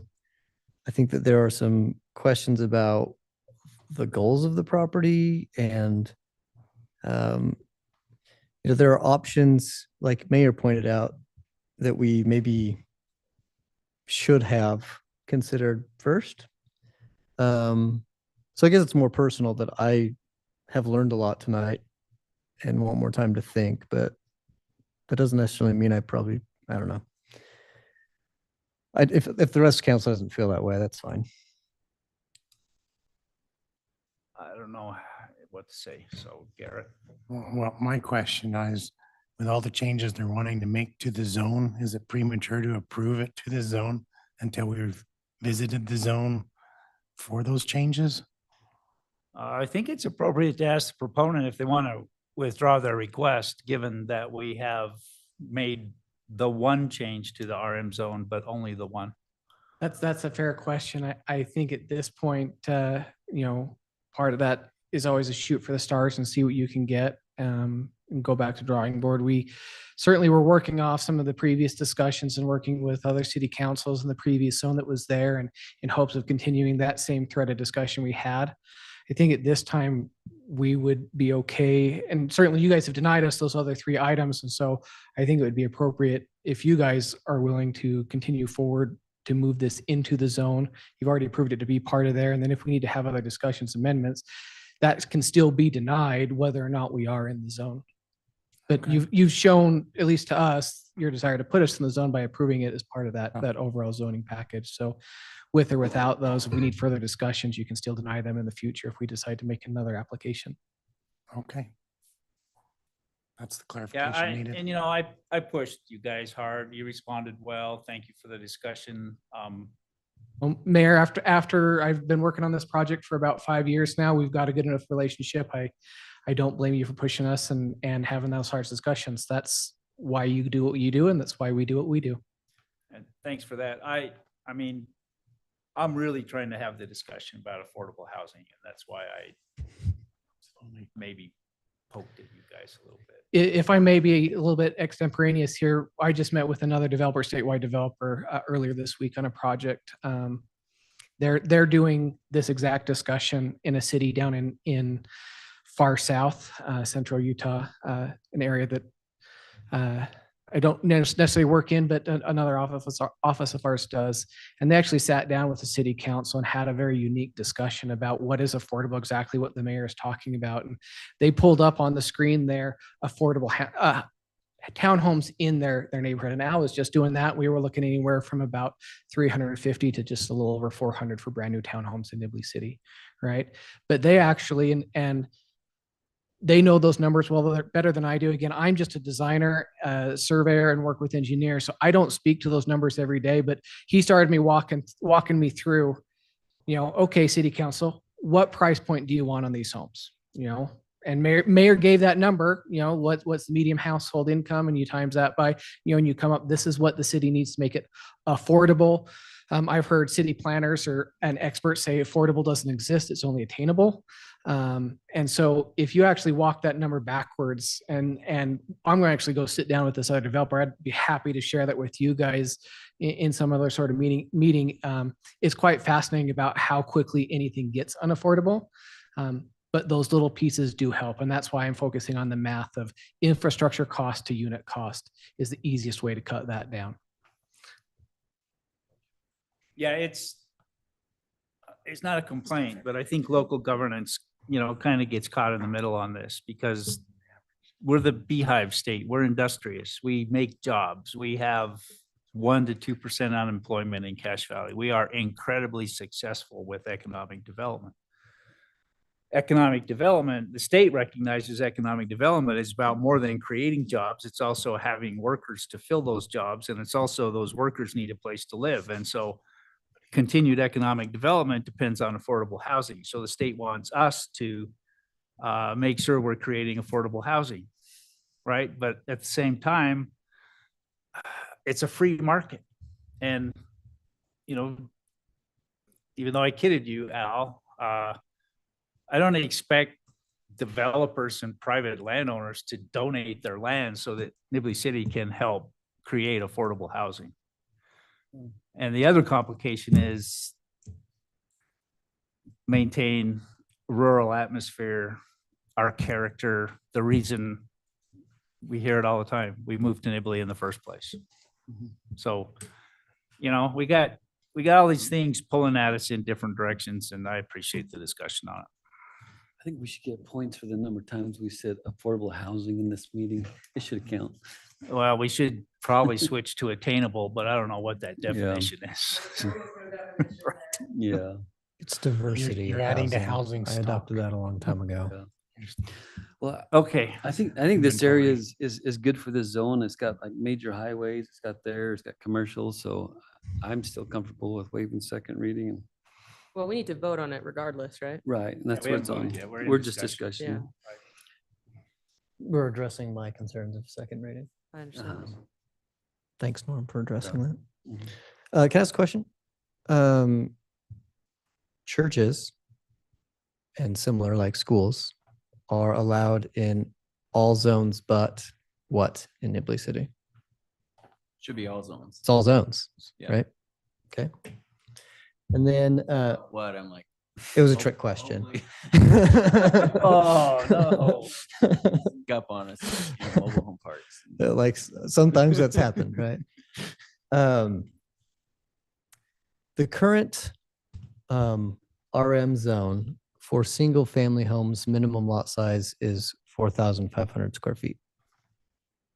Correct. Yeah.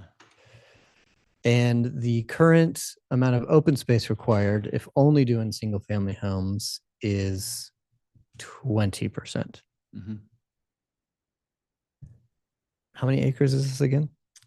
19. 18? Does that include Well, the, yeah, and I think it's 13 if you take out take out the, okay. extra Plan piece. Yeah. showed.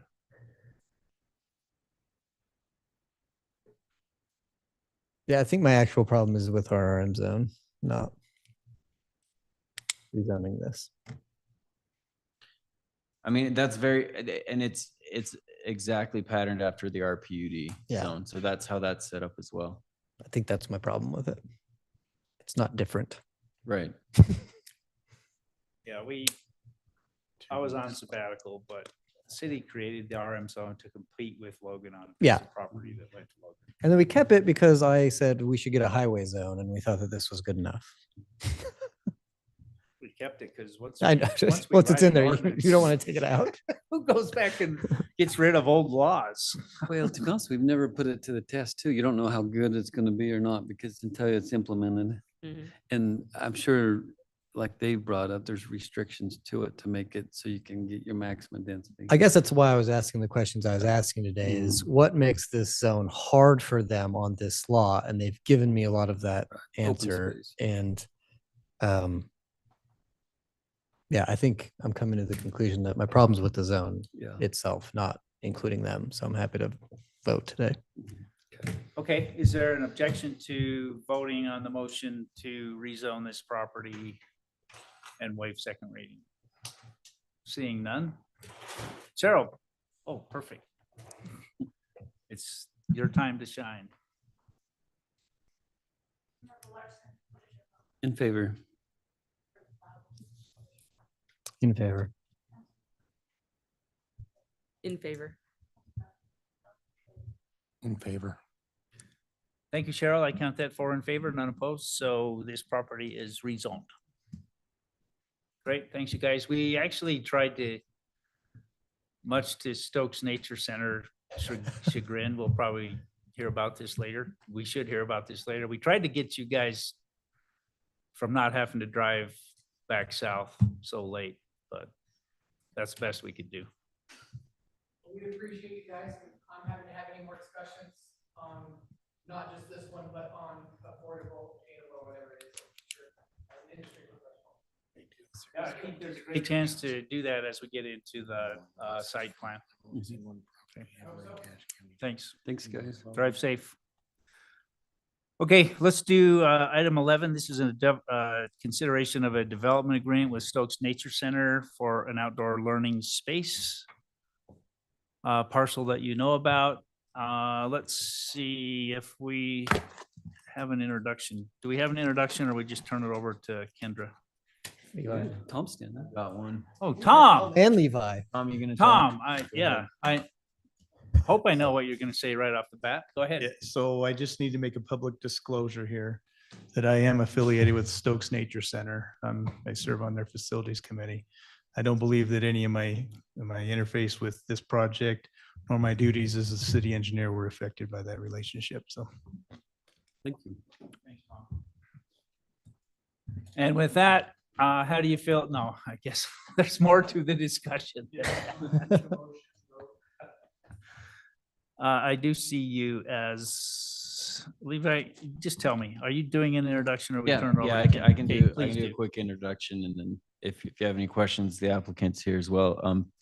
So the Planning Commission approved a site plan for an outdoor classroom and nature park on the Stokes Nature Center property at 99 West, 2600 South, with a number of conditions. One of those conditions is that a development agreement needs to be approved that provides an exception, particularly for the provision of public trails and dedication of water rights or shares to support projected outdoor water use.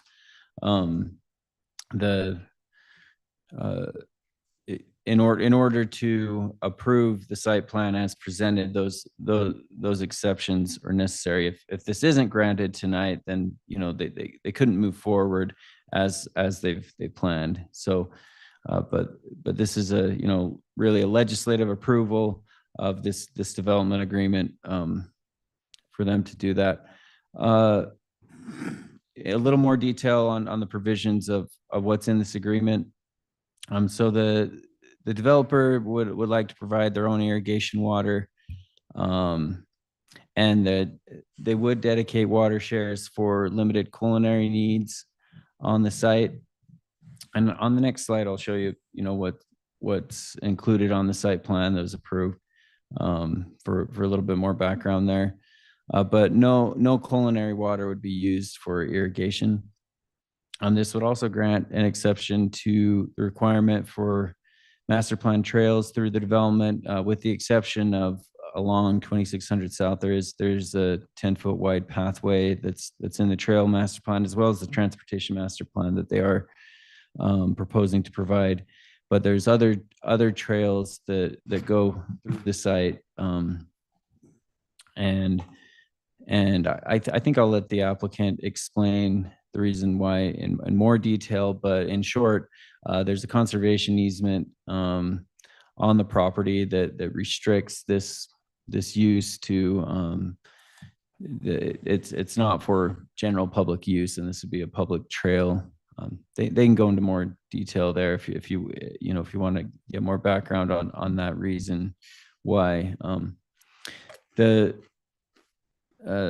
Another provision of this is an additional right-of-way dedication for an 80-foot wide arterial road. So, from the center line of the road measuring 40 feet toward their property, there is some road dedication needed to meet our transportation master plan. They would need to provide a post-construction stormwater maintenance agreement, which they've already been given a draft for that, so they're already working on that. And then developer to provide a new water meter outside the swale and the public utility easement. It's also something that was recommended by the city engineer. So this is the site that was approved by the planning commission with these conditions. So you see that they are, they have some yurts on the property, an amphitheater, restrooms, trails that go through the property, a pond and boardwalks, and the use again is for educational purposes. They have a preschool there. They'll have field trips with kids and visiting the site, and there will be limited times this will be open to the general public to visit as well. And then they're also going to at times use it as an event space. Planning Commission's recommendation was to approve this ordinance, this development agreement. That is all I've got. And I can go into more detail on the site. I realized I didn't, the planning commission probably received a little bit more background since they approved the site plan itself. So we can go into more detail of that, but just the city council's, what's in front of you today, isn't the site plan.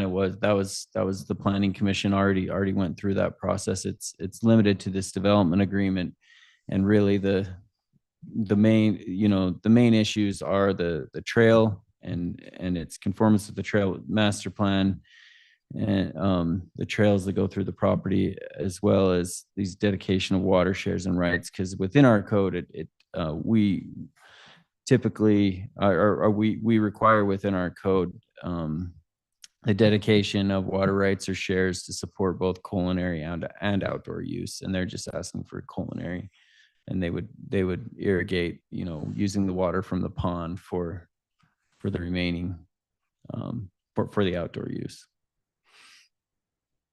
Thanks, Levi. Kendra, do you want to speak to us, please? And introduce yourself for us, if you would. I'm Kendra Penry. I'm the executive director at Stokes Nature Center. As Levi mentioned, we do have trails on the property. We just are not able to do the public trail as our conservation easement holder. The Division of Natural Resources said no, primarily because our conservation easement has to do with protecting wildlife, and we wouldn't be able to control for dogs on the trail. However, the trails that we are constructing will be available to the public to use, and they will be free to use when we're open.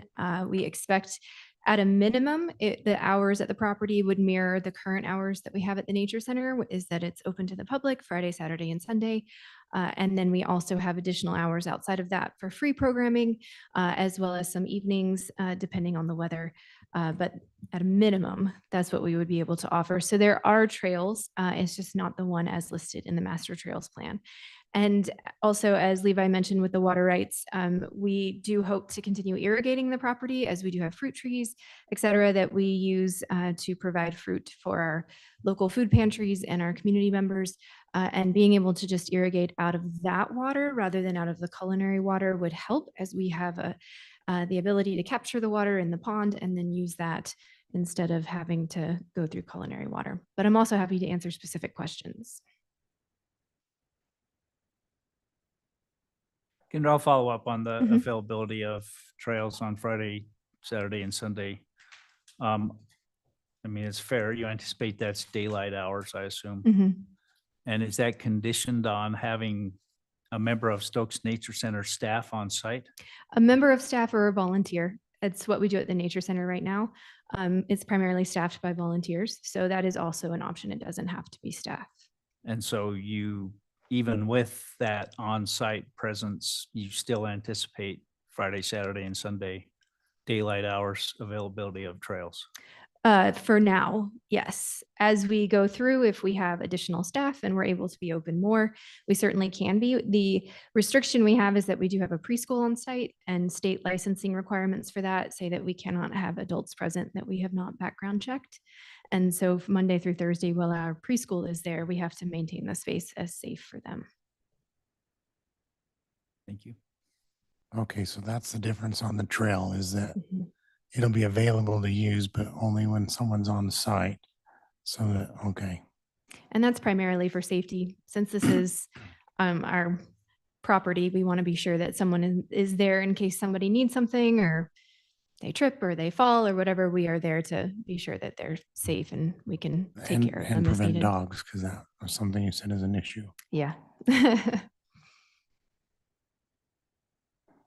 Other questions? Chris, do you have anything to add to that? Just, it's up to you. Introduce yourself for us, please. Sure. My name's Chris Sands. I'm principal and senior planner and licensed landscape architect with BioWest. The Nature Center has hired us. We've been working on this specific project since 2017. And I think the only other thing to emphasize here is this property was donated to us a little over 20 years ago with the conservation easement on it. And so we often feel like we're a square peg trying to fit into a round hole, in working with your excellent staff through all of these components of the project, trying to achieve what the city wants to see with the ordinances, as well as comply with our conservation easement in a couple of areas, has become challenging. And we went through a process with Division of Wildlife Resources to try to get the public trail through the site. I'm a very experienced trail planner and designer, and with my volunteer work in previous years here, since I live here and we're located in Cache Valley, I know the importance of trying to make those connections. And so I think we initially, during the early planning process with all of our stakeholders involved, we worked hard to try to get the trail through the property, so that you would ultimately have a way to get from 2600 South to a future underpass at the river, and then under and over to the high school, that sort of thing. So we fully understand the intent and the importance of that, and did our best to pitch it to Division of Wildlife Resources, and it came back as a hard no. And they've been really good to work with on many other components that we've been able to go through and help them feel comfortable about approving the project that we're doing here. And the only other thing I would just mention or emphasize, safety is, as you can imagine, of utmost importance to Stokes Nature Center, but secondarily, because of the conservation easement, the purpose of protecting wildlife on the property, we have to be able to control public access to the property. And so I'll just give an example. Last year, we had a pair of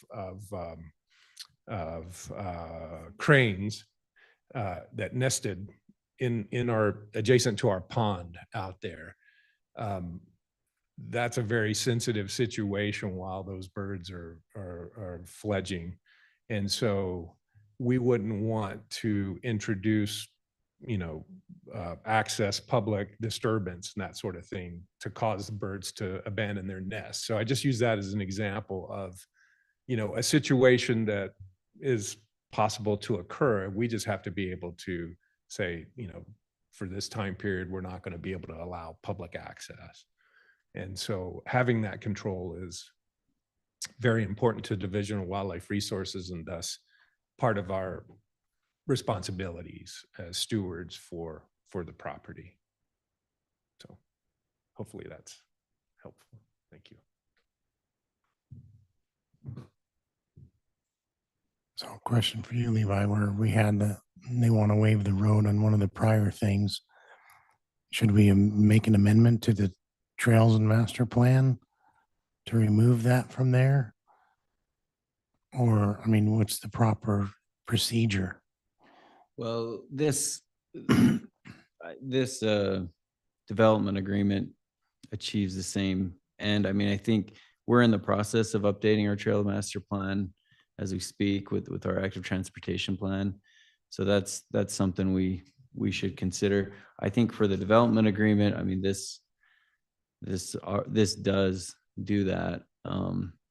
You could make that argument that, well, why don't we just amend our master plan and take it out? That's another path forward. But this development agreement achieves that, as well as these other, provisions that we've spelled out. Okay. So Chris and Justin and Kendra and I, Matt, because I wanted to ask some questions about the trail in advance, and I'm going to share with the council. I usually manage to make people mad at me, even though I'm really behind your project and very, very excited about your project anywhere in Cache Valley and even more in Nibley. The folks that were just in here asking to do residential development could just as easily, for their own reasons, because they own the land, ask for us to not require trails. Because, I mean, it's not a wildlife issue. It's not because of a conservation easement issue. But it's because they own the land and they want to not conform to the trails master plan for whatever reason. And they own the land. They have a right to ask for that. And I mean, this is similar, I think, because the DWR doesn't own the land, but they own and control the use of the land. And you can own the land, but it's also important to, and usually that gives you control of the use, but not always when there's an easement. So, and Chris and Kendra, I know, you guys understand this, that when we tell, the council knows how hard it is to build a trail system, right? There's a piece over here and there's a piece over here, and there's a piece over here. And when development happens, you get another piece and somehow you try to make this all hook up. And so, frankly, if the council does this, and that's up to them, you have to ask, well, what does this do to other proponents that come in and say, well, but we don't want to build that trail? And they'll have their set of reasons as well. And yours are justified, that I understand them. There's no argument about that. Other people have done the same thing to us for different reasons. And maybe the reasons is what justifies ignoring it. So now I have a question for Levi and Stokes. What's the mitigation plan? So if we're not going to put a trail through the Stokes property, where are we going to put it? And this kind of gets back to Garrett's question, right? So if we're not going to do that, what are we going to do instead on our trails plan? I mean, I think most likely you go on the right of way of the highway to connect to the Blacksmith Fork River Trail, wherever that comes in, or the neighboring property, which I guess that offsets from the highway. So I would say that's most likely it's using the highway. The highway, or wait for the neighboring property to develop. Right. But say, no, you have to build the trail. The neighboring property is close enough to the highway. Yeah. My guess is it's the highway. You build a trail along the highway right of way. That's what I would think. I don't know if there's any other staff members that would think something different, but most likely you can go to another neighboring property. We can start look at, if you go further west, is there some way to connect into that trail that provides some added value connectivity? But most likely that's the mitigating solution. Build around it. Yeah. Could you pull up their concept plan again? And Kendra, if you have something to talk about while he's pulling that up, go ahead. No, that's pretty much what we would propose as well. We are putting in the sidewalk, the 10-foot wide across the front of our property so that it could easily link into something that loops around the outside. It's just not something that's possible for us to do. Yeah, that's so close to the highway. Okay, Norm, you had a question on the plan. Well, so the whole area is going to be fenced then? Is that? Yes, it will be. It's two different types of fencing, but yes, it will be. And you couldn't run a trail along the fence just pull your off your. No, the entire property is under the conservation easement. Okay, so just a little more detail in that regard. That's what we thought would be an appropriate mitigation for DWR. And that was our proposal to them was, how about we run it along the property boundary there, and we could fence it on both sides. That's not ideal, but we could do that, and that would keep, dogs out. And their response to that was, you're still allowing, what we don't want to allow within our conservation easement. And so despite that, putting it on the edge didn't seem to satisfy their concerns, even if we ran a fence on both sides. So we could let their attorneys speak to the more detail or rationale. I think the one thing to keep in mind, maybe with the context of this, you can see the eastern boundary of our property line there. It's shown. We had proposed to DWR that we run it along our property boundary there. It gets you down to the floodplain elevation at the north side of the property, adjacent to the river, which would then allow you to easily, in a future design process, to consider an underpass beneath the highway. If you're up by the highway, you're quite a bit higher elevation wise. And so there's logical reasons for trying to find an alignment that maybe is not on the highway. I'm not saying it couldn't be done, but logistically that was a little bit easier. Our property has a conservation easement on it. The property to the east does not. You could easily shift the trail to the other side of the property line. So that's a 10-foot shift, right? And still achieve the same alignment at the point when that property develops or otherwise. And so I don't think us not being able to put it through our property eliminates the option for the city. It just so happens that at the time when the city was doing their trail master planning work, we were collaborating with the city and we were interested in providing the trail through there. And so that's where we started. Unfortunately, we were told in no uncertain terms that they would not allow that. And hopefully we've explained the reasons why. Not that they're satisfying, but this is what we understand. Yeah, and So that, we're not trying to get out of it. We're not trying to get out of developing it. We would just as soon develop it. We can raise the funds, look for the funds if we need to, and put in a trail. And in fact, we are putting in a trail system. It's just not open to the public. and it's the collaborative part, as I mentioned when we got together, that I remember from those stakeholder meetings.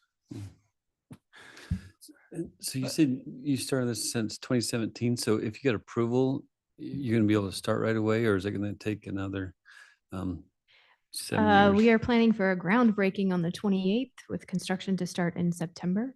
Okay. We already have a construction company that we have selected. Okay. And you don't have any flowers on this that you can build on? I'm just You joking. ladies tresses. We don't. No. Okay. We have a lot of iOS invasive signed off on plants. that? They have. Okay. Okay. That's what you're.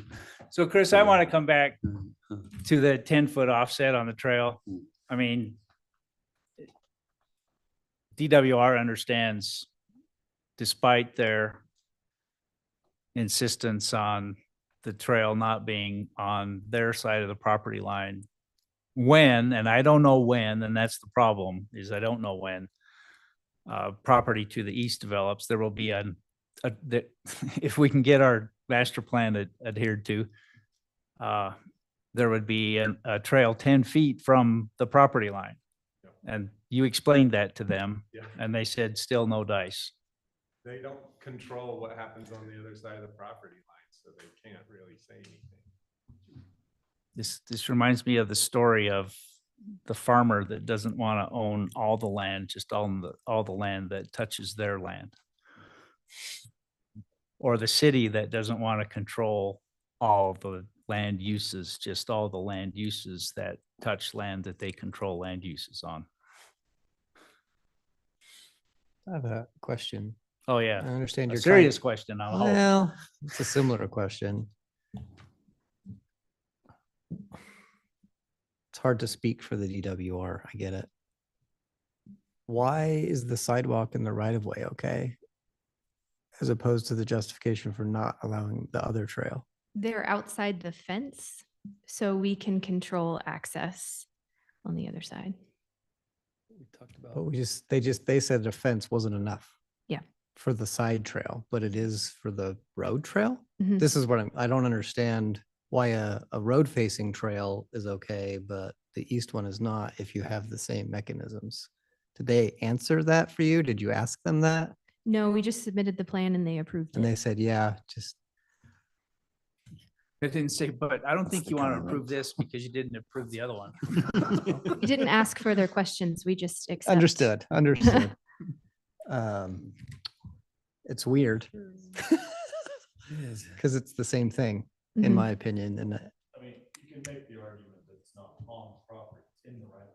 They don't own the right. well, they could give us a right of way for the trail, Yeah, but they don't have to. but they could. But they they have to won't. give us a right of way for the road. There is some, yes. Yeah. For me, it was just a procedure, what's the proper way? Because once you have to start making one exception to the rule, when does that end? And then at what point is your master plan worth anything? That's why I was asking that question. But I mean, I understand the constraints and we are updating it. So, I mean, I guess that's two. What about an overpass? Over our Maybe a property? Teleporter device. No, that's not fun. If you can develop teleportation by next September, But it sure. wouldn't be fun to teleport through your site. I want to walk No. through your site. Garrett, The only other question I had was in the water. So explain, so they keep the water, but they will still have culinary? Is there still impact fees for whatever culinary they will use? Yeah, and I think that's the next item on the agenda, right, is talking about fees. But yeah, I mean, at this point, we Is that have a separate assumed. agenda item? we have, Isn't it? Oh. when it's a ask for waiver of development fees, not impact fees. We'll talk about both of those next. I'm sorry. The impact fee, I didn't so realize I was ahead. We already waived the impact fees. we waived all impact fees already. Okay. I wasn't sure if it was just transportation or all. and we Okay. are dedicating some of our water shares for the culinary uses as they were calculated to the city. Right, right. So, the restrooms, those indoor uses. Okay. Wait for the next agenda item then.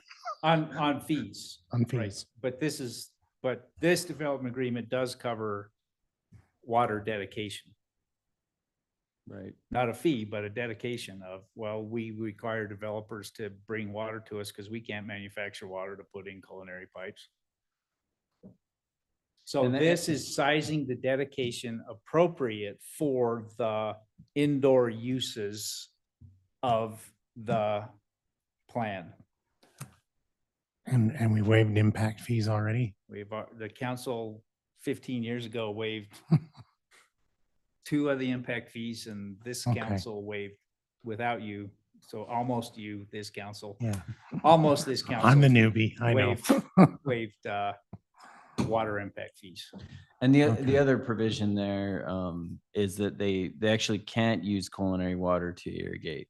Right. So they're restricted on the okay. irrigation. So we've asked because, we have secondary irrigation water shares now that we use to irrigate the property. We would like to continue to do that. Part of our design plans that have been submitted is to implement or construct a landscape irrigation system that utilizes that secondary water.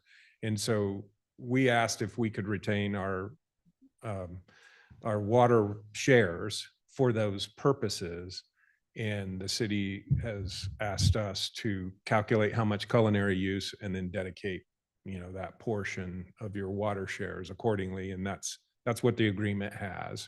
Okay. And I think with the provision that we're not allowed to use culinary for our landscape irrigation purposes, this is a 100% native landscape design, water-wise, so on and so forth. And so we intend to do a very studious and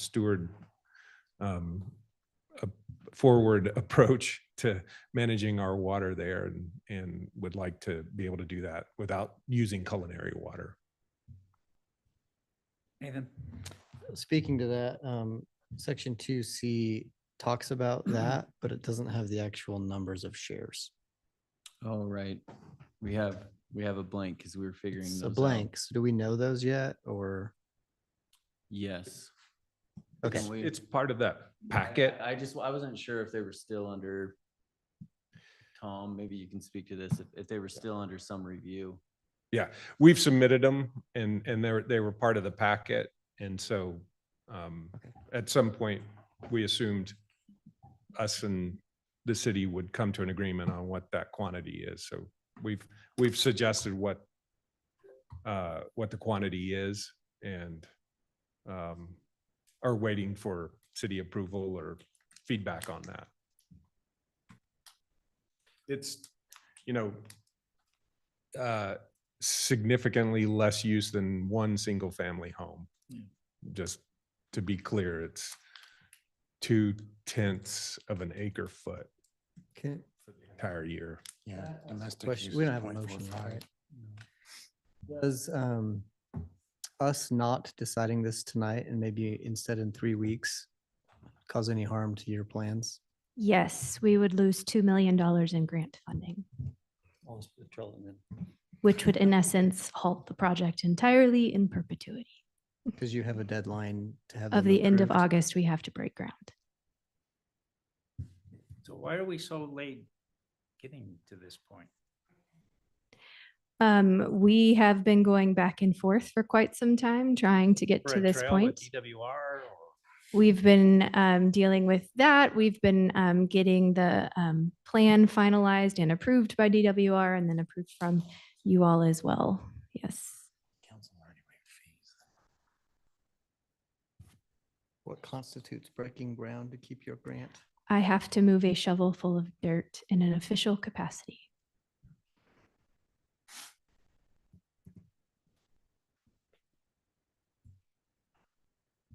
are there things that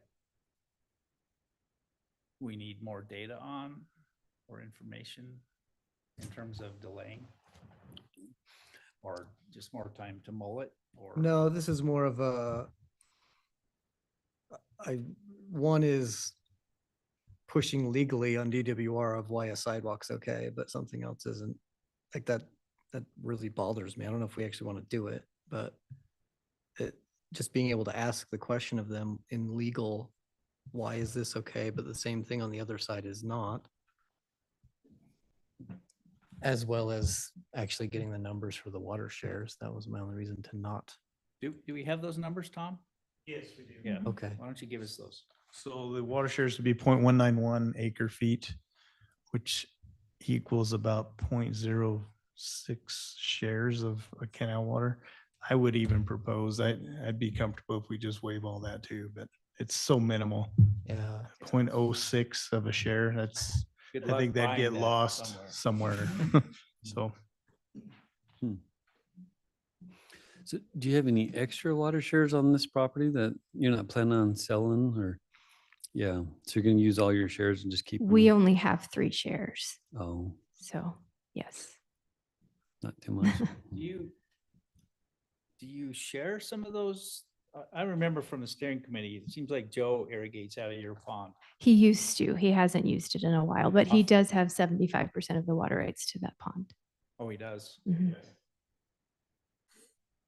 Does he have an easement? No. Can we put a trail on it? Oh, he has an easement, yes, on his property. On his property, yes. Because they're selling that too. Well, makes you. Okay, are we ready for a motion? I'll give you a motion. Thank you. A motion to approve ordinance 2410 and waive second reading. Okay, motion made to approve and waive second reading. Do we have a second? Aaron? More discussion? Has EMS and fire been shown this and feel okay about it? Yes, they've had a full review and approved the plan or accepted the plan, excuse me.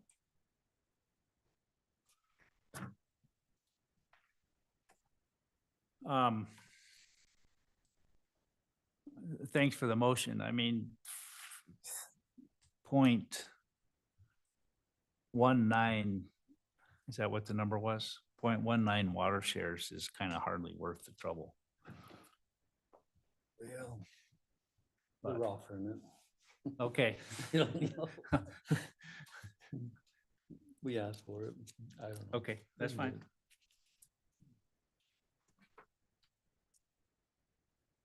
You want to weigh the water shares? Is that a motion? No, it's not a motion. Because I don't have words for it. Yeah. Okay, more discussion. I think we're good. Yeah, it's just a question of if we really want the trail, do we push back with DWR and ask questions? Is there a way to move forward? One question. No. I don't think so. I think if you're gonna give land, you probably think twice of what restrictions you give on the land. That's what it sounds like. Actually, I agree. You probably can still move it forward and still ask the question. Yeah, but we're gonna lose if we do this, if we approve it. I understand. Right. And they'll know that. They'll know we played our cards. We laid our hand on the table and then said all in.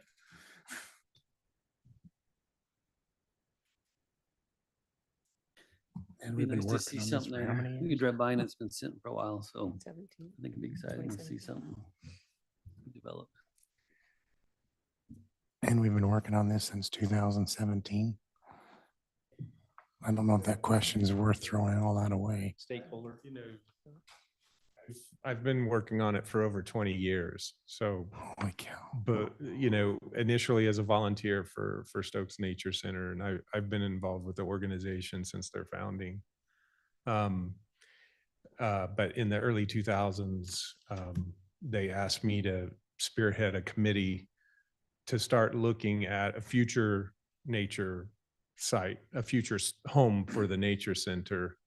And, you know, we went through a pretty comprehensive evaluation process, looked at over a dozen different properties throughout the valley and up in Logan Canyon and that sort of thing. So this has been a long time project. I realize it seems like last minute to you guys, but it's been a lot to get this ultimately a $5 million project moving forward.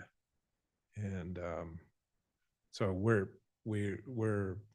honored to have selected the Nibley property as the place where we want our future outdoor classroom. And yeah, we're grateful for your consideration. Is there opposition to voting? Speak now.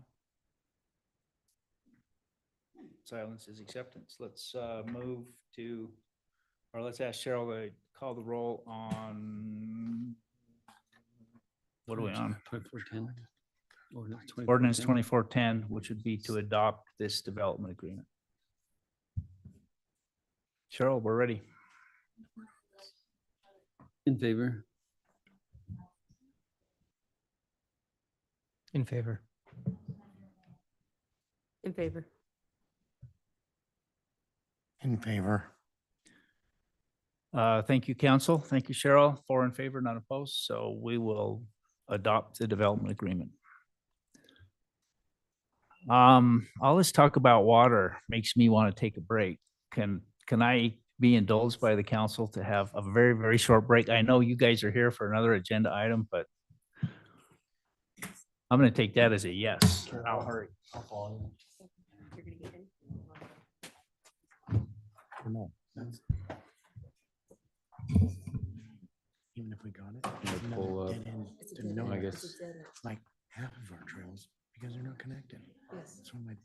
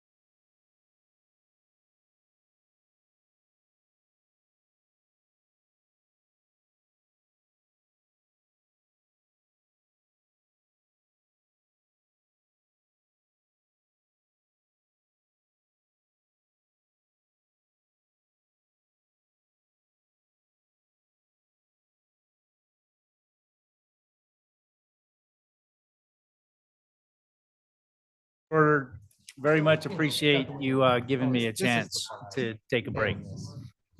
I appreciate it. I won't go into detail what I did with it. So we'll come back to order and pick up with item 12. This is a request for waiver of fees associated with the application, the development application. Justin, why don't you, are you planning to introduce this? Yeah, I'll just give a please? short introduction and just remind everybody, we've already mentioned it, that the impact fees have all been waived for this project. Impact fees are fees that are implemented to offset the impact of new development and to not cause undue burden or expense on the existing residents of the city due to that growth. So due to the nature of what it is and what they're trying to do, councils in the past have already waived those. What is being requested here tonight is the waiving of development fees. And a lot of these fees are fees that the council put in place to recover the cost of staff time for review of the application as well as inspections throughout the construction process. And so if this was a typical subdivision that came in, these would be the fees that would be required for the construction to do so. And staff, really, this is a budgetary legislative decision. This is up to you guys. Staff's going to give the same great service regardless of what you decide here. But it's really just up to you on whether you feel that the product that Stokes is bringing and the benefits that they bring to the community offset the costs that will be put in place. So I don't, do you have anything more to add? I can.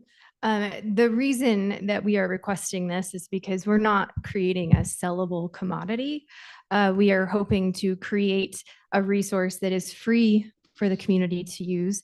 And of course, we do have some programming on site that has some fees associated with it, but a large majority of our programming is free. It currently is at the Nature Center and will be here as well.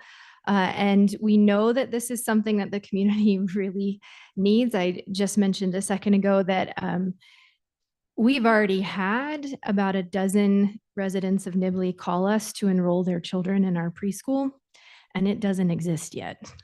So we know that we are providing something that people in the community really need. And if we are able to offset some of the costs, then we can maintain it as a free resource as often as possible, rather than having to pass any costs on to the citizens that come to use the property. Sounds like we've gone from affordable housing to affordable recreation. Okay. Anything else? Turn it to the council.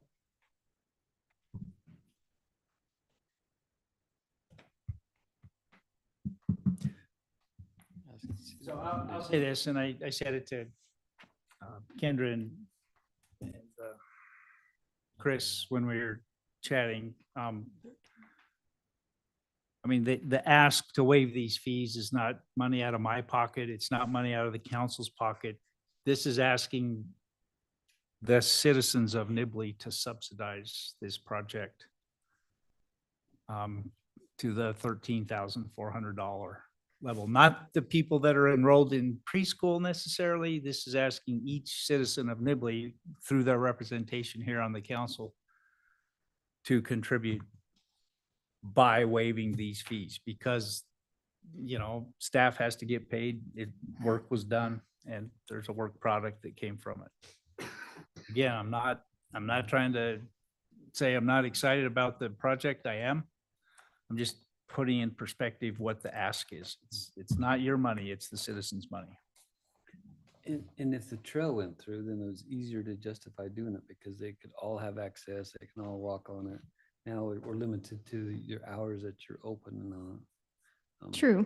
And when we're open, they do have access to it for free. Yeah. And we will be maintaining the property with our staff and our programming in perpetuity without asking for ongoing funding.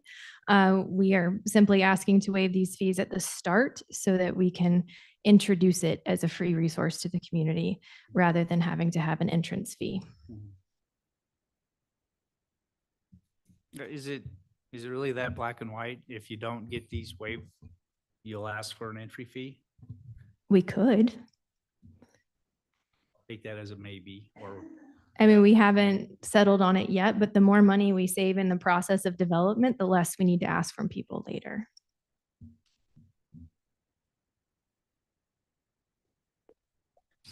So you might ask for it even though we waive it? Is that what you're saying? No, I'm saying the more that we save now, the more we can make it free later. However, the more the costs add up at the beginning, the more we have to find ways to recoup those costs later, because we're not selling homes. We're not selling anything. We're a nonprofit. We don't make money every year to put into our own pockets. We are creating a resource to serve people, and we would like to keep it free. The Nature Center is free. We would like to keep this free as well.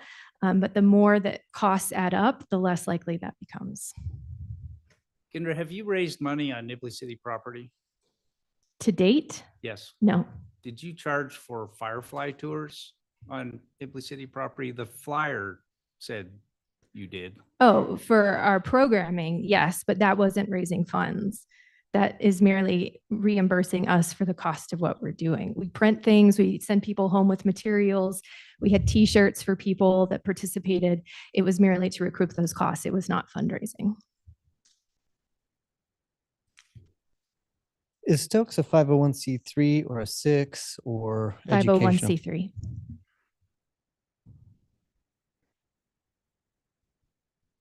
Okay, thanks. And then this is in addition to the impact fees that were already waived, The correct? impact fees are waived. That's So this is 13. 2 for 5,500 or 2,000 about, 2,000 about, and 1,000 about. Question for staff. Tom, do you plan on doing this, or you plan on kind of alleviating yourself from doing it due to the The thing that you inspection. disclosed? Yeah. We have a public works inspector that carries on. So you can those have them do things. Yeah. I'll point out here that there's some other hard costs that aren't included in these waiver of fees. So when they call for a water meter, we'll recover that cost for that water meter. Building permits, those aren't accounted for on this either. So there's still some money that's out there for some of this, for the project, that will cover some of our hard costs. Like streetlights as well and stuff like that. Yeah, that was part of the Development agreement. the plan review. Yes. So we're still going to inspect. You're just asking us to do it for free. Yeah. We are asking for these fees to be waived simply because there are other costs that we are paying for. And we've taken that on. It's in our plan and we are paying for it. And for these things to be waived so that we can at least offset part of the cost.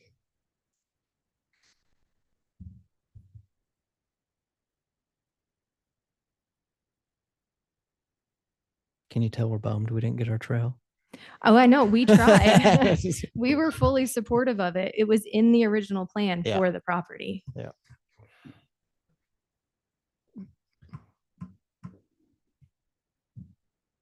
I'll make a motion to approve resolution 2419 by waiving the fees and waive second reading.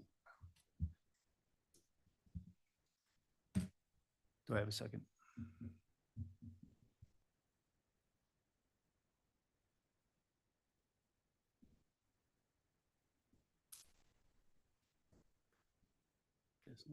Going once, twice. Motion dies for lack of second.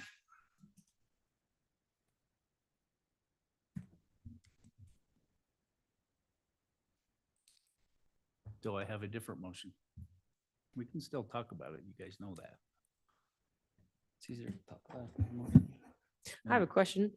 So in the table with the charges for services, why is the public works inspection line yellow? That was my fault because we were last minute getting the estimated amount of public improvements and I just forgot to change it. I just didn't want to forget to adjust it. I adjusted it, but I didn't change the color. Okay. So it doesn't mean anything. It's a reminder that was achieved. Yeah. Yes, sir. Okay.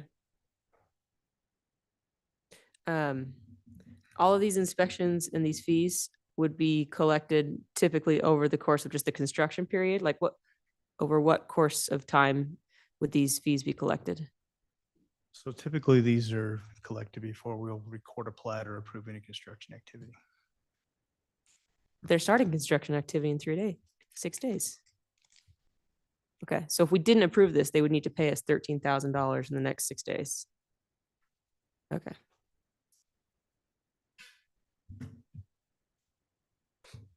Kendra, what did you say your total construction costs are? If we were able to do everything that we want to, we're looking at between 3.3 and $4 million. At this point, we've already started having to phase it in order to make that happen. So right now we're looking at starting on a project with about 2.5 million and doing as much as we can. How much grant have you been awarded? 2.3 million.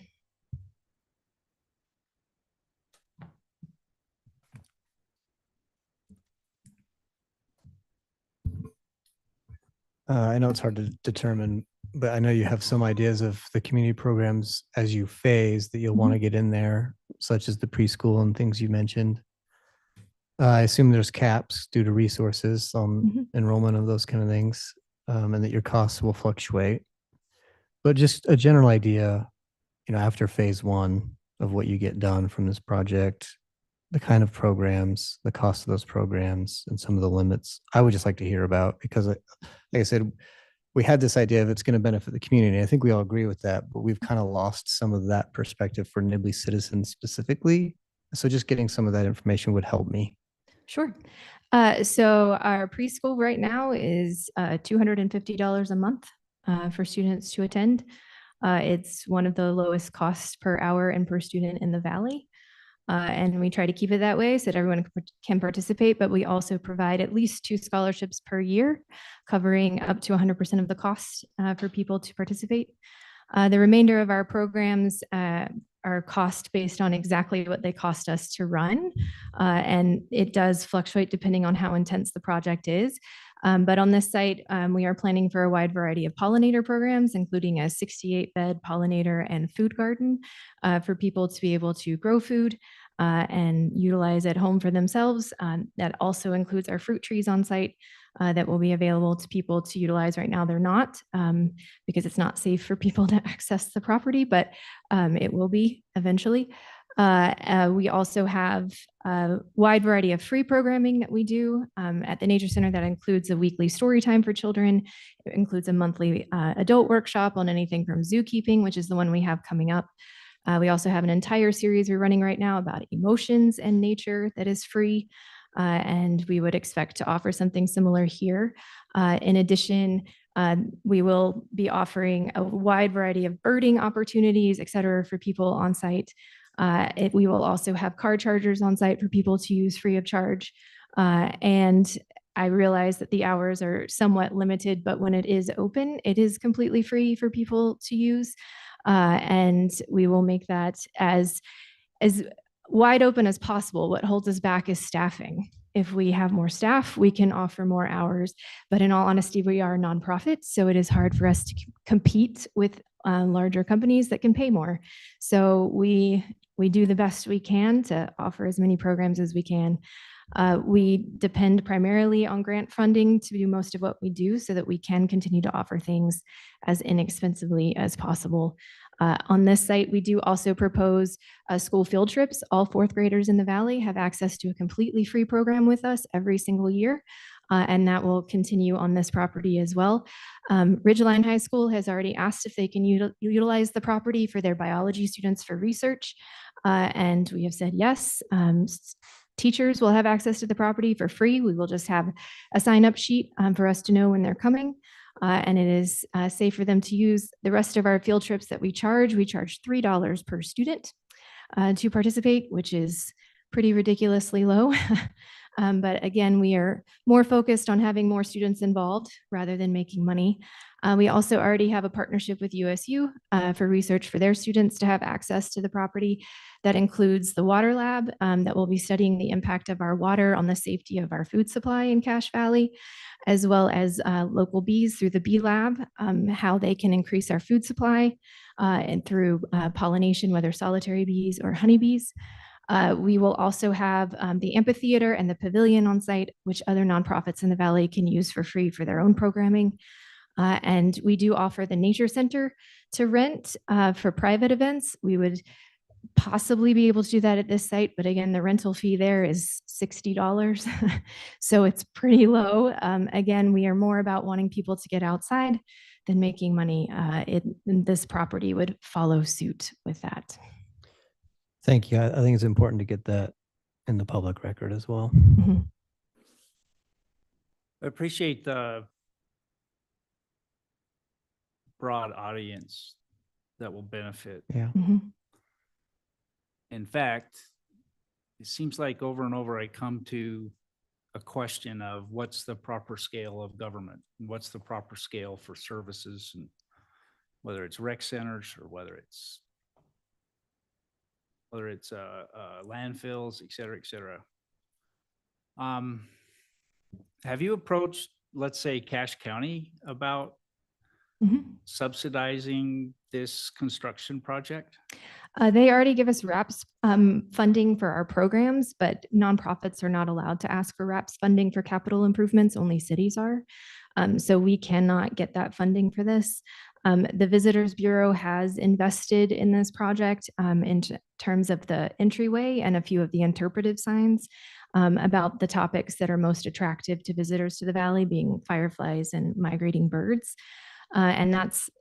And then we also have some additional funding from the Economic Development Office in Cache County for the preschool specifically, as it is classified as childcare, and the Valley desperately needs more childcare options. And is that roughly equivalent to impact fees and Yes. development So fees? the Economic Development Office gave us $25,000. The Visitors Bureau provided $56,000. Thank you. Justin, if we waived these, which line item would this money be coming out of then? There is a development fees line. I'd have to pull the number up and look at it exactly, but again, this money really is to cover staff time for Levi's review, for Tom's review, which they've mostly already done. And then the stormwater inspector and the public works inspector to make sure that the curb gutter sidewalk roadway gets put back into specifications. So we've kind of been developing these fees over the last few years. And I'm not even sure they all go to the exact same line. In the other fee schedule, we have like every single line has a line that it goes to. I just can't remember off the top of my head if they all go to the same one. But some of this work you're saying has already been done, and then some of it will be done later as the Correct. project finishes. Correct. This project isn't slated to finish for 1 year. a year. We plan to open in September of 2020. So in the next budget cycle. But I mean, in terms of the budgeting process, it's a process that costs money but generates money, right? We don't take a chunk of the general fund and say, we're going to pay for development fees out of the general fund. We say the development activity generates the revenue and also generates the expense equal to that revenue. Yeah. So if we generate the expense but don't generate the revenue, then the appropriate question would be, from what line item in the budget are we going to pay this? Well, yeah, that's the question I just asked. Yeah, and it's up, as I'm thinking about it, it's not all the same line. Like we pay the stormwater salary out of the stormwater fund. So some of that money goes to the stormwater fund line.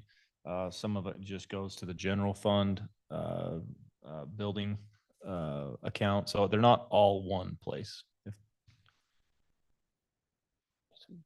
I noticed one minor error on the spreadsheet. commercial site plan review fee.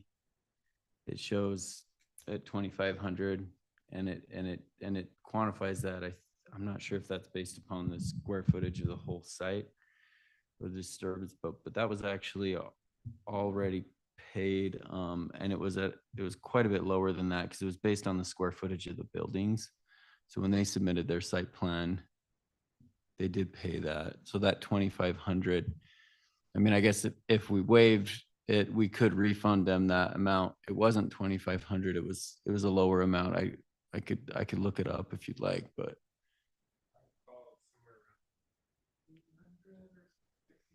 Right.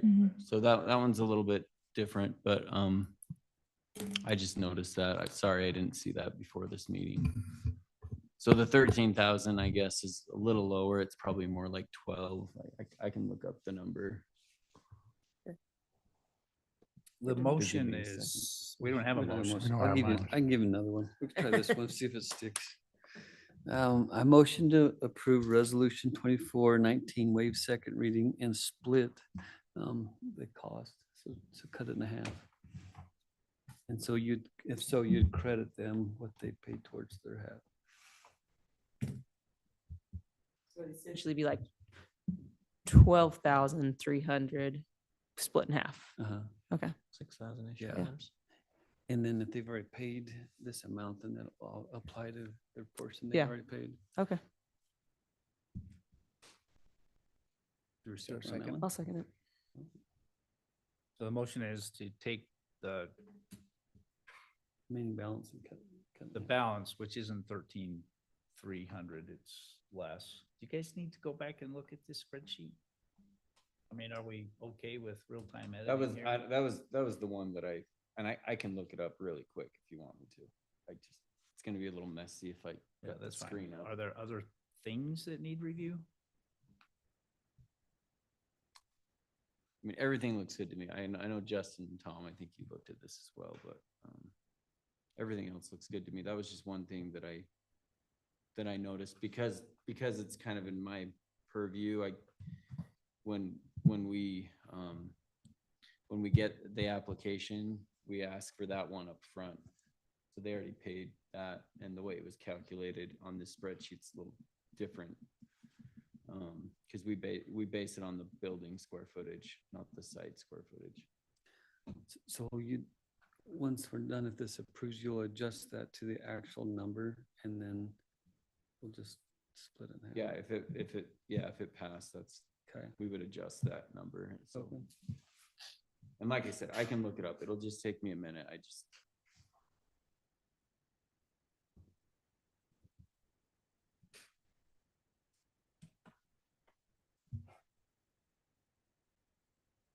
You okay with that? I have a question for Nathan. People that donate to Stokes are often given benefits for their donations, free members to, a hike, even small amounts, right?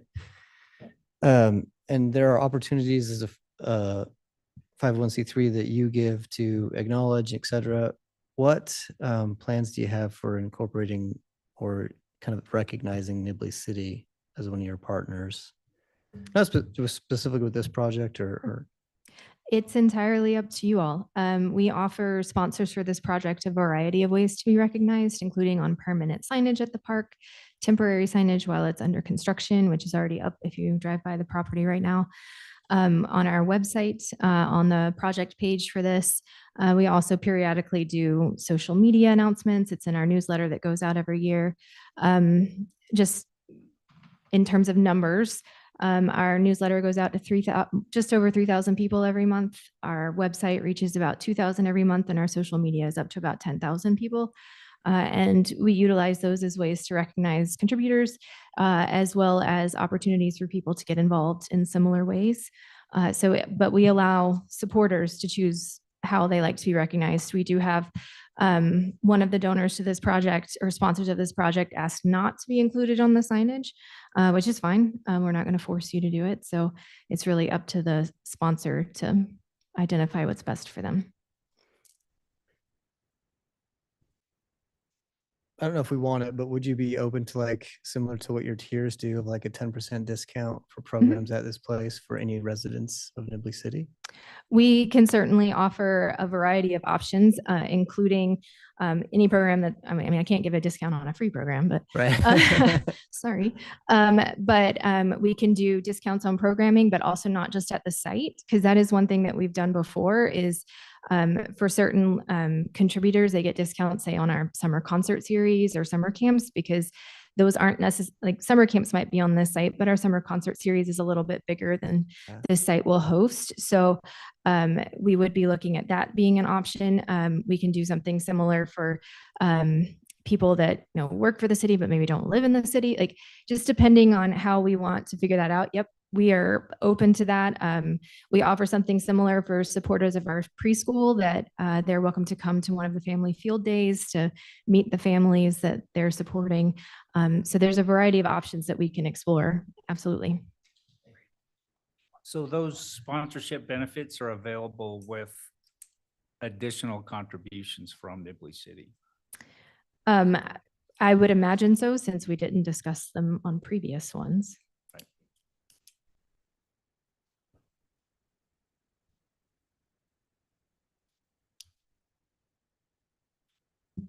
Not including this contribution.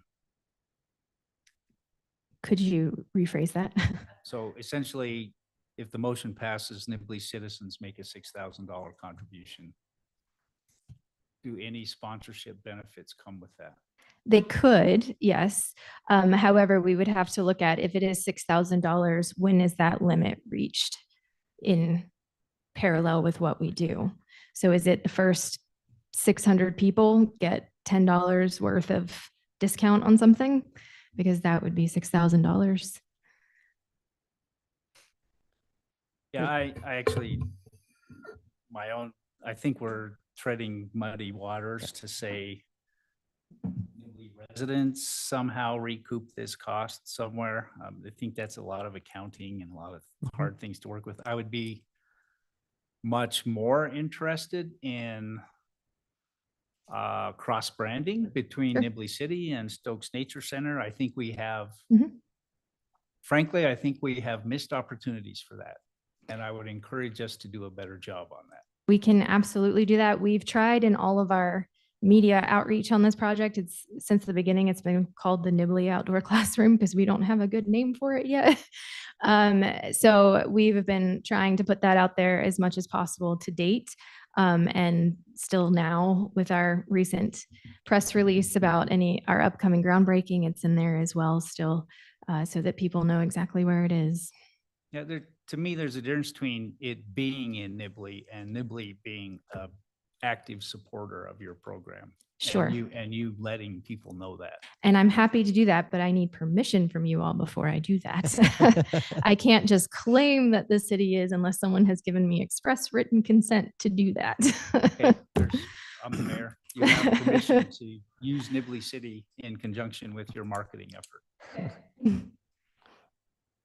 I'll just throw out kind of where it was similar that I think that's something we need to do. The other was if these fees essentially that we're waiving, and I would be fine to go back to the total amount.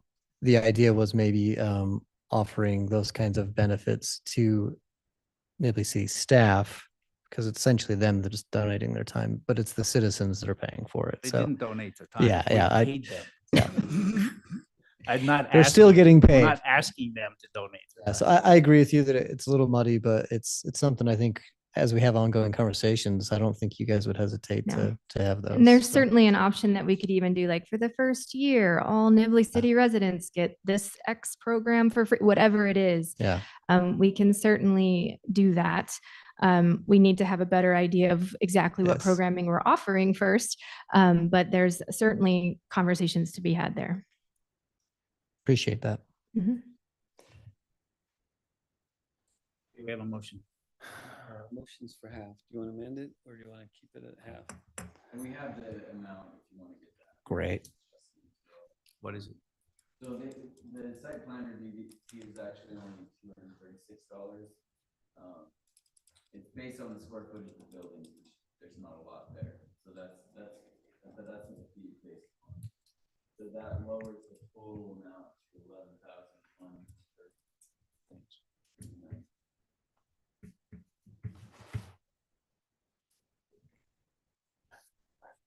I guess the struggle I'm having is how do I justify this to the Nibley citizens that ask me, you know, we've already waived 5,000 impact fees. It's roughly a $2.3 million project. You know, did we really need to pay another 11,000? And I'm thinking, okay, well, it is open to the public when they're open. But there are some limits to that, limitations. I'm just working this through my mind because, you know, I know there's people that will ask, and it's like, so where's the justification? And that's what I'm like, is the benefit enough for the Nibley residents to say, yes, this was worth you contributing your tax dollars to? I think there's an inherent benefit in the fact that this is beautified open space that we are not paying for. And Well, we are paying for some of it. Well, we're paying for some of it, yes. But the percentage that we are paying is so much less than we would normally pay to go out and buy a piece of land and preserve it in this same way. I mean, Nathan read at the beginning our vision statement, which is, I don't know, what was the first sentence you said? To preserve open and rural heritage, and that's what this is doing. And we are paying a fraction of the cost of what they're going to be paying. I think $5,000, $5,500 is an additional $5,500 is something we can pay for beautified open space. Nathan? How much was Firefly Park that we paid? Firefly Park that we actually as a city paid. That wasn't funded. $200,000 or something? Yeah, it was a couple hundred. Not much. Right. It was mostly county funded, et cetera. We maintain it now, which isn't that expensive, but we put in the bathrooms. So that's kind of where I'm walking. We've done something very similar at the other end of town, and the citizens Love it. loved it, and they kind of paid for it, but So, not no, I have directly. those Yeah. numbers. We paid $400,000 for that 20 acres. And we received 1.6 million in compensation. Does that help? So we're up by 1.1 million. And that's Yeah. because of the way the whole deal was structured about Yeah. Green Canyon High School impacting land that had been, another easement had been set aside for recreation. And while they were selling land, whoever participated would get the proceeds of that. And we also received 5 years of 50-50 match on RAPS tax. Yeah. And the hours that we allow people to go into that park legally are very similar. And so I'm kind of walking through like, I don't know, 7 well- days and 3 days is not similar. That's true. The amount of days. I said the hours of day. How about that they're open from morning to night, daylight. So we've done it before. Yeah. You see where my thought is though. Yeah. I'm like, Yeah. Yep. you gotta be able to explain this to the people we represent. We do have the option, like the nature center right now is Friday, Saturday, Sunday, because the preschool meets there. It's the same here, but during the summer, there is no preschool. So you're looking at during the summer, having a lot more access to the property and people being able to visit throughout the rest of the year during programming options and things like that when we have people on site. So it isn't necessarily just Friday, Saturday, Sunday. There is the option for more time for people to visit. And on top of that, we are offering quite a few other options for people. For example, the signs in Firefly Park were done by Stokes Nature Center. So we have also contributed for that. I would be careful with that one. I won't deal with it in public, but I would be careful with that one. So the motion is half. So let me offer a way to get out of this, right? I appreciate Garrett's comment. How would I explain this to the people that elected me? Am I being a good steward of their money? So does waiver of this fee predicate you breaking ground? Not necessarily, but if we need to pay this before we can move forward, there could be some issues there. You don't have funding to You don't have payments? any No, money? what we're saying is that this has to be paid, I believe when we sign the development agreement. So if I'm signing the development agreement and I've got to pay this, we need to know how much we're paying. Right, so if you have if you can cash flow it and you can pay the development fee, and 3 weeks from now, the council makes this decision, then the city reimburses you for whatever the council's decision is. Okay. I mean, I'm giving you all a chance to go ask your constituents, right? I mean, Garrett's concern, I think, is a real one. How would I justify this if somebody walked up to me on the street and said, hey, I read the minutes? Well, that'll never happen, but let's say they did. And they said, you use some of my tax money. You use general fund money, frankly, to pay this. So does that give you a chance to think about it? Does it give you a chance to talk to your constituents about it? Does it, does that help? Because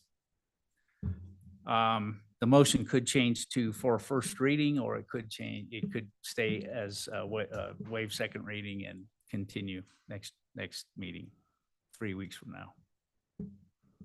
Maybe you just need time to get used to it. I mean, I am the newbie. when I spend money, my bride knows I have to agonize over it, and eventually I get there, but she understands that I have to go through some agony. And if you don't need that, that's fine. Pass it tonight. I'm just offering you another alternative.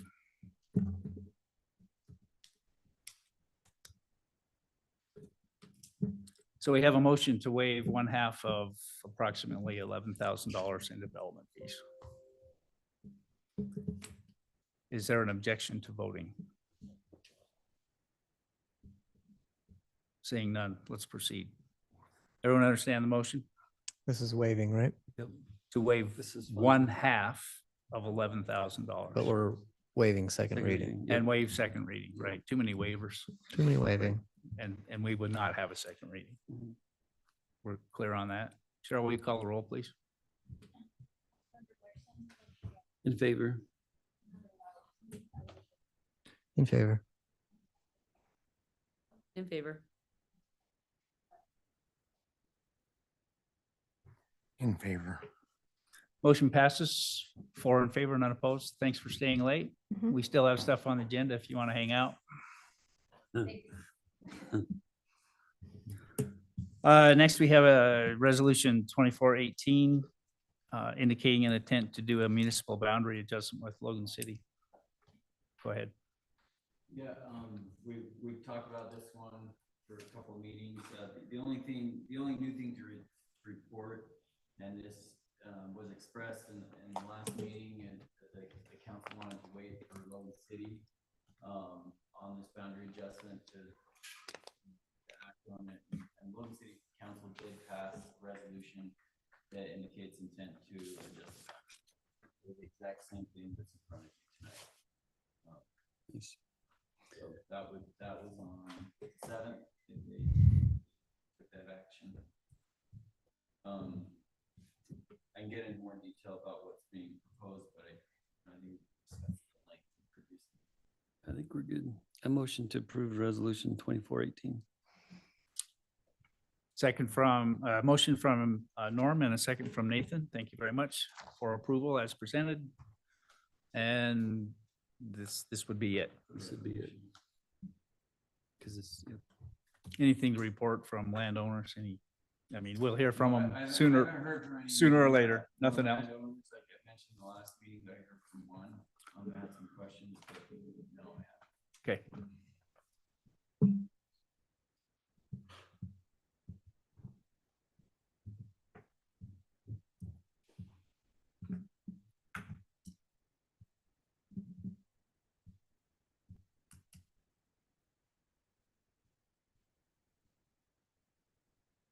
You good, Justin? Yeah, okay. Any opposition to voting on resolution 2418? Just a reminder, it's all of those right there indicated Yeah. all those different property lines. Okay. Yep.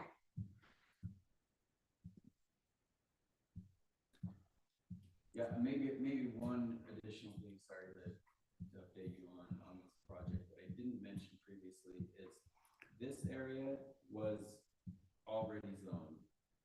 This area was not. And so that's gonna come back to you before, I guess it's finalized as well. It'll have to go to the planning, that portion will have to go to the planning commission. What to zone these properties and the residential properties on the highway as well as The school. It will be okay. But just so you know, I realize that you yeah, included that. I mean, but this just gets the whole process started. Yeah. This is an intent to do a boundary adjustment. It doesn't actually do, Correct. excuse me, the boundary It adjustment. doesn't bind you to anything, really. Right. Except an intent. You want to do it.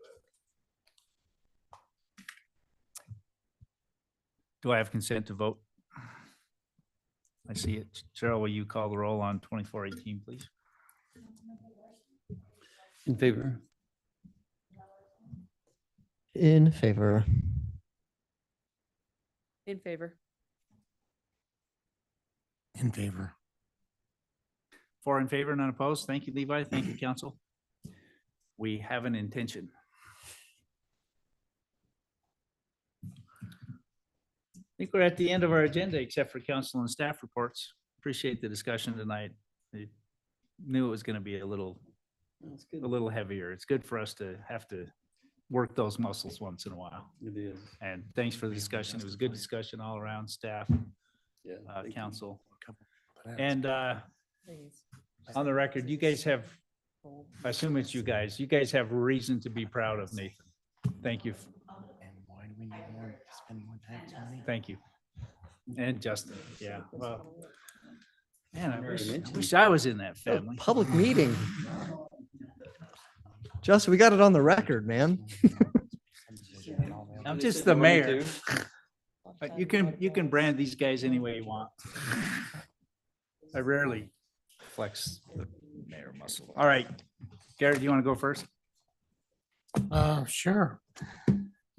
The only thing I had is there was a, I don't know what the proper procedure is, but there was a truck and trailer parked across my house for like 4 weeks. Oh, sorry, Garrett.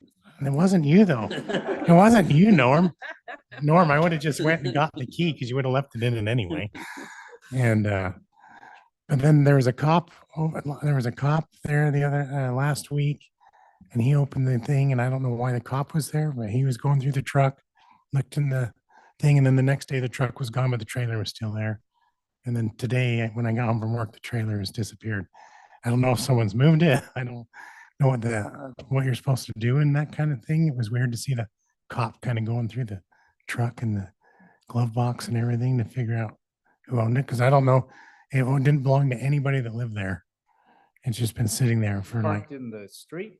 on 450 Public right West. of way? Yeah, it's been there for a month. So somebody must have called. the cops. Yeah.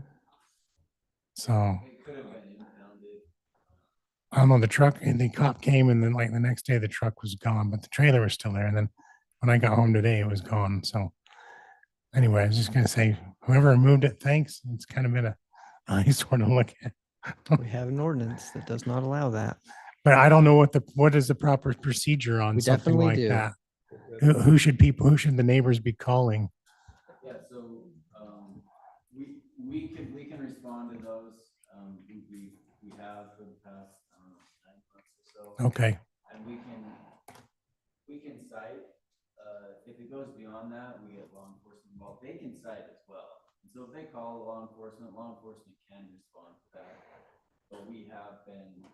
Well, I don't know who called, but yeah, there was a Cache County sheriff last week. Trailer that's unlicensed, we'll call the sheriff, 'cause we don't have any way to Site. just figure out who owns that vehicle.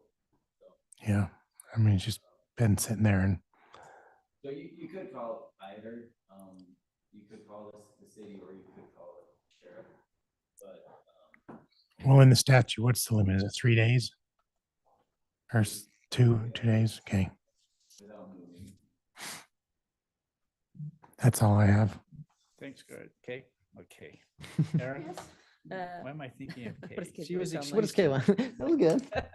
It's not a, doesn't start with an N. End with an L. Just a huge thank you to Cheryl and Wendy and everybody else who helped organize and put on the party, and Norm for hosting. It was so fun. And my kids had a great time. They went to bed way too late. We just had a really great time. And I thought it was really well done. That's all. Here. Good job, guys. Thanks. Nathan? Yeah, got a list here. Thank you again. I'll just reiterate what Aaron just said. Follow up on progress, or if there's still talk about Nibley City zip code. The Ridgeline Park development and phasing in regards to where we're at with. These one at a time. No, I'm just going to throw them out so they can do it in theirs for staff. So they can just cover them in staff reports if they have updates. Yeah, I figure that goes faster. Ridgeline Park development and phasing in regards to 2900 South, where that's at. And then I'll just report on the indoor recreation feasibility study. Had a kickoff and it was fun, and it's exciting to see where that's headed. And then there may be opportunity. I think it's relevant because of what we talked about tonight, for some maybe expansion or similarity to what we are providing the community at Morgan Farm for some upcoming potential applications using open space. And so I will, that wants to chat about that, or I don't know. I think there's some good stuff that might be coming our way. So I think you've talked to them a little bit. Yeah. So just on your radar. I think with stuff that we talked about tonight, that's kind of even more exciting. So, and I yield my time.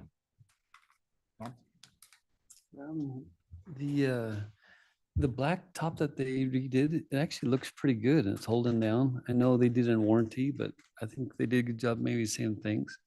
Only thing maybe is some of those roads that they did, they've got some cracks in them. Maybe you want to think of doing a crack seal probably sometime. So then we don't have to worry about them for a little while.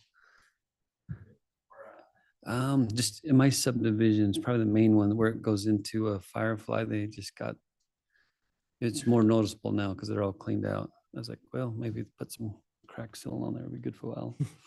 But anyways, I thought they did a good job for trying to warranty and stepping up for what they didn't hold down. Or it goes into Firefly. Mount Vista, sorry, my bad. It's, I did, I'm thinking about it. When did you move? I know, maybe to hire them. Oh, no.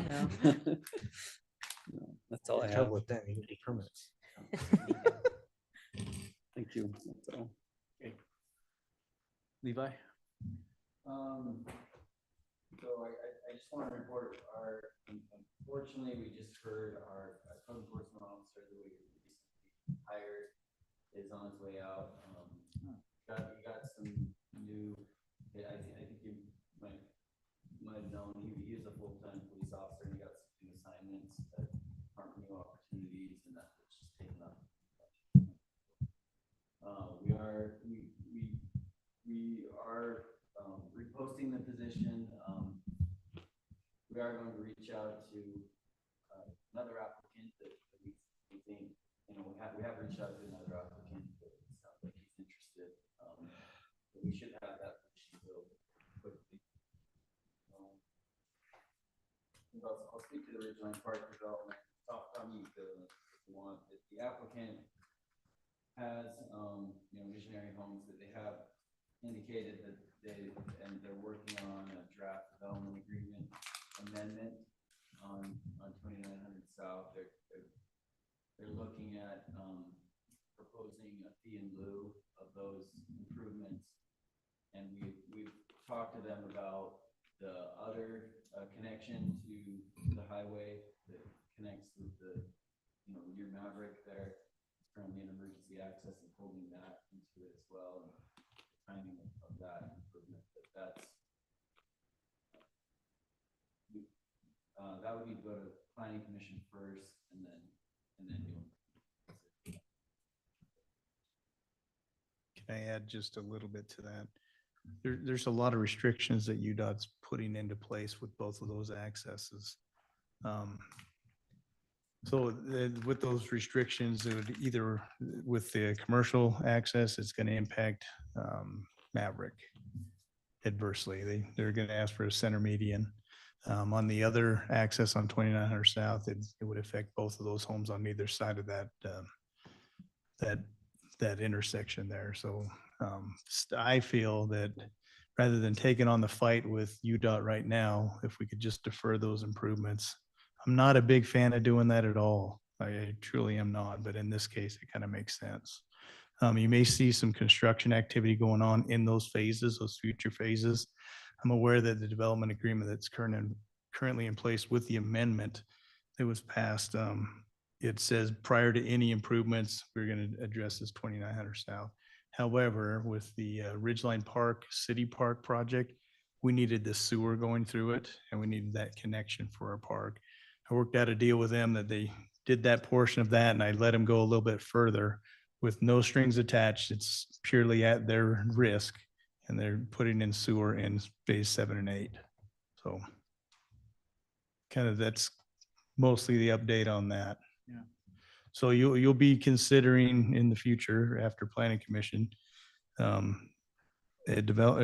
revision to the amendment to the development agreement on 2900 South and the commercial access. I asked them to include some milestones and intent on both of those. Seems like every time we've done fee and lieu, inflation has kicked our butt. And we say, we're never doing that again. So that's a great point. That'll So be the next discussion. no, because staff doesn't want this money tied to that road either. We're going to take this money, we can use it on a park, we can use it on an indoor rec facility, whatever. So it's just in payment in lieu.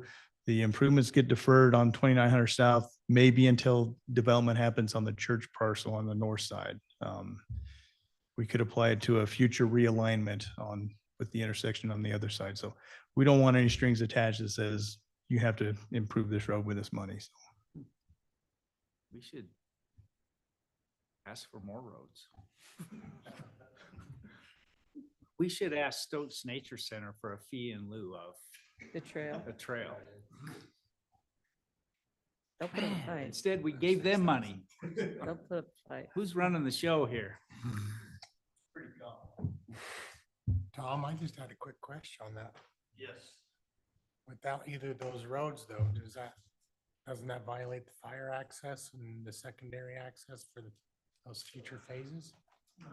Fire, so that's a really good question. We have two accesses off of 3200 South right now. We have an emergency access that's gated at about, 3100 South across from Maverick. So that could count as a third access. We also were worried about, there's two roundabouts, and the north roundabout really didn't have but the one access to come in from either the two on 3200 South or the E access.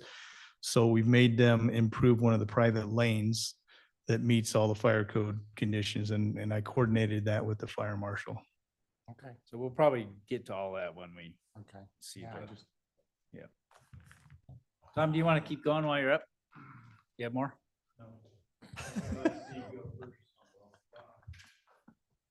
I'm seated. It's harder for me to get up. Do you have something for us? Yeah, 3 pages for you. I'll just give you a Just little. mail it in? Yeah. I was excited. I've never heard that much from Steve. No, I've put a little effort into this, and I've. Oh, good job. Then I'm all ears. So it might be, yeah, a little crazy, so. Pages of a big font.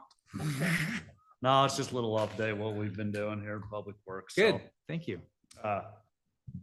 First of the month, there was 5 of us. We went down to Las Vegas to a Tri-States conference. It was wonderful. It's kind of silly. It's crazy when you get Nevada, Arizona, and California. I think they do theirs in the summertime when we do all our work. That's like their wintertime work because of 116 in Las Vegas. So it was not a good time to be down there.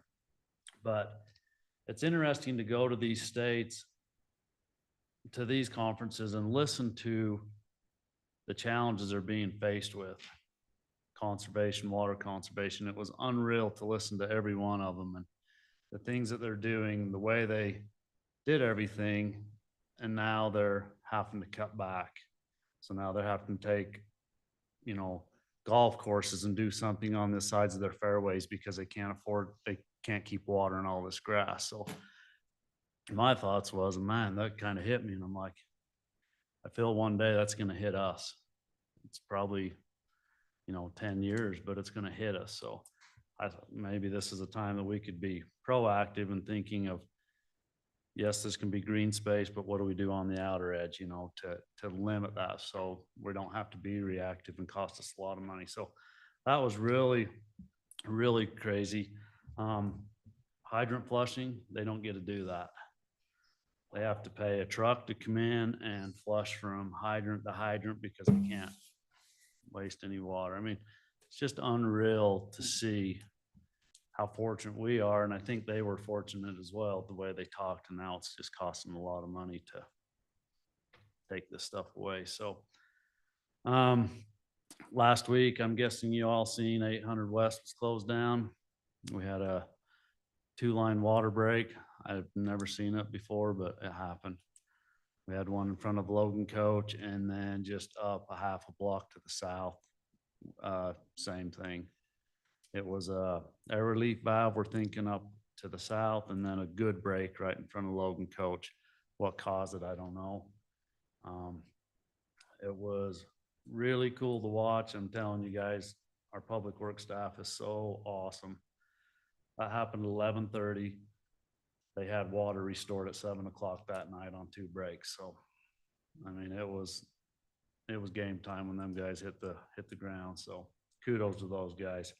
Who cuts the asphalt? Kobe Andrews. Absolutely. Yeah. The kid is amazing. He just does those small patches like that. And we held the asphalt in on the bigger patch and helped him, but yeah, he's fabulous. Is this the third break we've had on 800 West this year? Didn't we have another one earlier? Okay. No. So To do something, we cut into Yeah, 800 that's right. West to That's do what it something was. else at Clear Creek, but it was not a break. I don't know. I don't know. Oh yeah, the one down on 32. Maybe it was a private. I don't.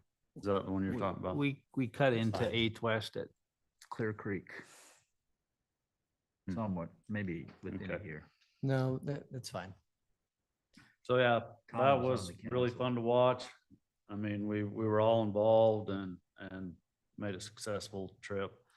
Asphalt preservation were complete other than 2 little sections, and they're slated to come on the 31st of August. That's Brew away. I hope I said that correctly, up off a Quarter Circle, and then down by the Heritage vet clinic, from the highway to the Heritage Clinic. They were supposed to do it last Saturday. They got rained out. So we have those 2 little pieces, and that'll be happening next Saturday. And I believe that one's at a nighttime, kind of a 5 o'clock closure down there but everybody can still come around the other way to get to the vet clinic. New signs. I don't know if you've noticed, 800 West, all the school crossing signs are up. 2600, like you said earlier. No drop off have been placed there. All the red curbs been painted as well in front of Nibley Elementary on the north side of the road, along with the signs, no student pickup or drop off. We do not have our flashers yet. They are supposed to be here September 11th. They've been ordered for 6 weeks now, so we have The been. paddle flashers or the rapid school flashing? zone. The Huh? school zone crossing Okay. lights, the 20 mile an hour. Yep. Solar panels are holding them up. So they will be here the 11th. We're ready to, the bases are in, we're ready to put them in. So. Parks Department, we went through and all the medians are trimmed, weeded. All of our islands, canopies have been raised to try and, visibility, everything. So we have a little bit left to do on the west side of Heritage, just kind of running down those street trees there on the park strip. We want to clean those up a little bit, get them up so we can see in there as well. Lead and copper, I know it's been a while since we've talked about that. October, next month or 2 months is when we have to have our initial inventory turned into them. Our initial inventory is turned into them, and we have went above. We've narrowed it down. We have 100. We did have 133 unknowns when we had Wendy send out the notices. It dropped us to 93 unknowns. So that's really good because we only need to get 20% of them back. So those went out. I should have sent out a form. I should have brought a form just so you guys could see it, but it's just a little QR code, explains everything. They can email it to Wendy, QR code it, goes to Sunrise. But just kind of tells them how to quantify what it is so we know we can scratch it off. So if we get 20% of those back, we're done with lead and copper. Hooray. So if you didn't get one of those notices, you already know what we are. we only sent it, there was 93 unknowns. Okay. So we sent it to those 93 people with a little explanation of, this is not a panic, this is okay. So those are out. We have received some back. What we don't receive, I think it's minimal enough. We'll go knock on some doors and see if we can't help get that taken care of. I'm sure you guys have seen the signs down here on 3200 Saturday night for a 3200 closure. UDOT is closing that down. They're doing, I was told 27 feet wide by 1,000. They're gonna mill and put new asphalt down on 8991 where the trucks are, I'm assuming it's the trucks because with the stoplight there, it's starting to roll that asphalt really bad. So that's the reason for those signboards up if you see them of Saturday night. So they're gonna mill Saturday night and asphalt first thing Sunday morning. So that's all I've got. So. Good job. Tell you guys, good job. Tom? I agree with Steve. That Public Works Division, it's the best of the best. They're fantastic. I'm honored to be able to work down there with them. Some updates. I wasn't sure if I should get up when Corey and the mayor here was here talking about the 3200 South Road, but there's still some issues that I'm uncomfortable with on that. One being the floodplain. That's a huge fringe area. When we have flooding, the water overtops the bank of the river, and it kind of goes in that whole area, floods that whole field. And with this new road, when we first met with them, I asked them to make sure that there was a no rise in the area due to any road construction in the bridge. I asked that again at another meeting, even when we met with UDOT for the access. And I never got until yesterday. And it shows over 12 inches at certain locations. The majority of it's between a half a foot and 9 inches and stuff. So I'm still uncomfortable. I think I'd still like to try to work with them to try to refine that, get that lower. I think there's a possibility to do so by widening the channel and making a longer bridge. It's going to add a huge amount of cost to it, but I think we need to represent the city or our residents and make sure that we're protecting them from these things. So other things, we asked for some access points to maintain some of the culverts that go under the road. The total fill on that site, it'll be about up to 12 feet from the existing ground to the top of that new road to match that bridge. So that's huge. And if we get a debris dam in there, there's really no way for you to just drive down there to clear it out. You got to reach it from the top. So we've asked them to kind of address that and give us some working platforms. And these are huge culverts. They're 4 foot tall, 5 foot wide, things of that sort. So there's still a lot more to go. We asked them for, or I asked them for a dedicated right-hand turn for eastbound traffic turning right into Hiram.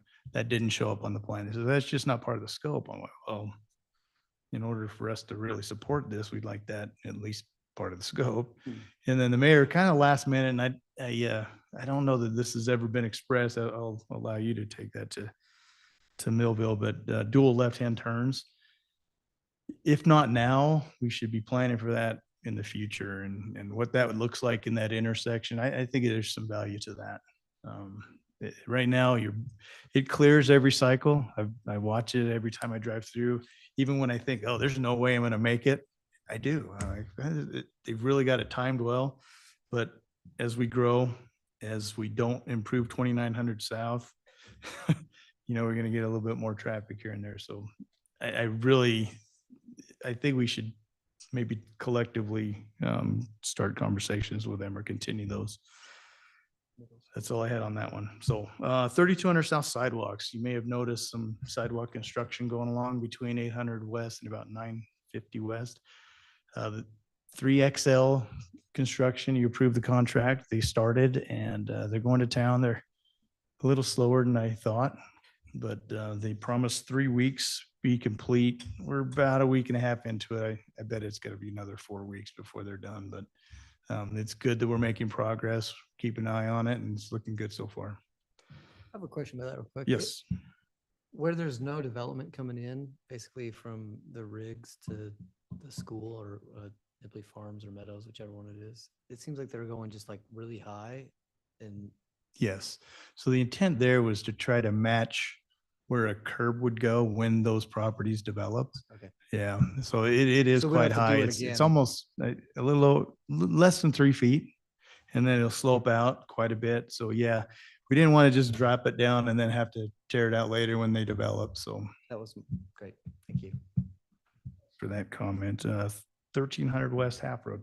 We're really making good progress. We're nearing 90% design, and we're to a point where we're refining the wetlands and the impact of the road on the wetlands. We've reduced it down to 0.1 acres, less than 0.1 acres. So they said next week, I'm going to give them 2 weeks. We'll be making application to the Army Corps for our fill permit.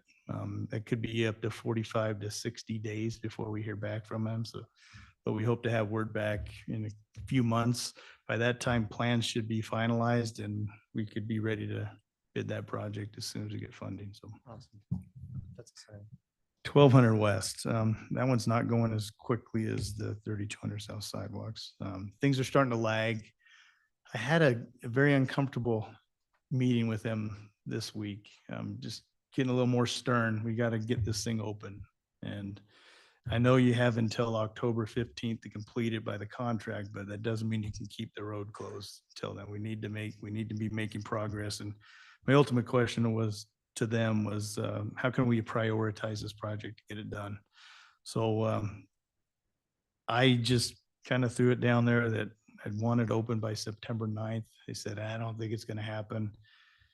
And the odds are it won't, but we're hoping to get it done as quickly as we can. The barriers aren't on site yet, and I don't know if they're having a hard time getting them delivered or organizing crews to get them delivered and installed. But my fear is that if we open it now, then we're going to be closing it and then reopening it, and the frustration level just goes higher and higher when people don't know. They know it's closed right now.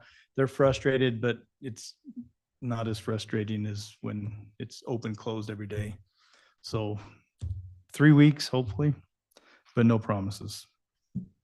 Let's see. Oh, Ridgeline Park, City Park.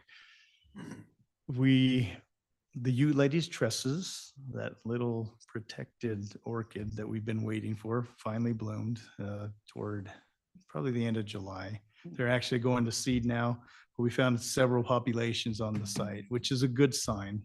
There's still a lot of sustainable habitat for the orchid, but they didn't bloom there. So we still have to protect those areas, but it gives us a good move or a good idea of where we're impacting the populations that showed up and where other populations might show up. So we intend to make application with the Fish and Wildlife Service in probably 2 weeks. And in the meantime, I've asked the designer and this biologist to create a plan that there's no risk. What that means is we're going to create an area where there's no risk of these wetland impacts or these environmental issues. And so we can start construction. So I hope to have that done. And he said he'd have that done this week or next.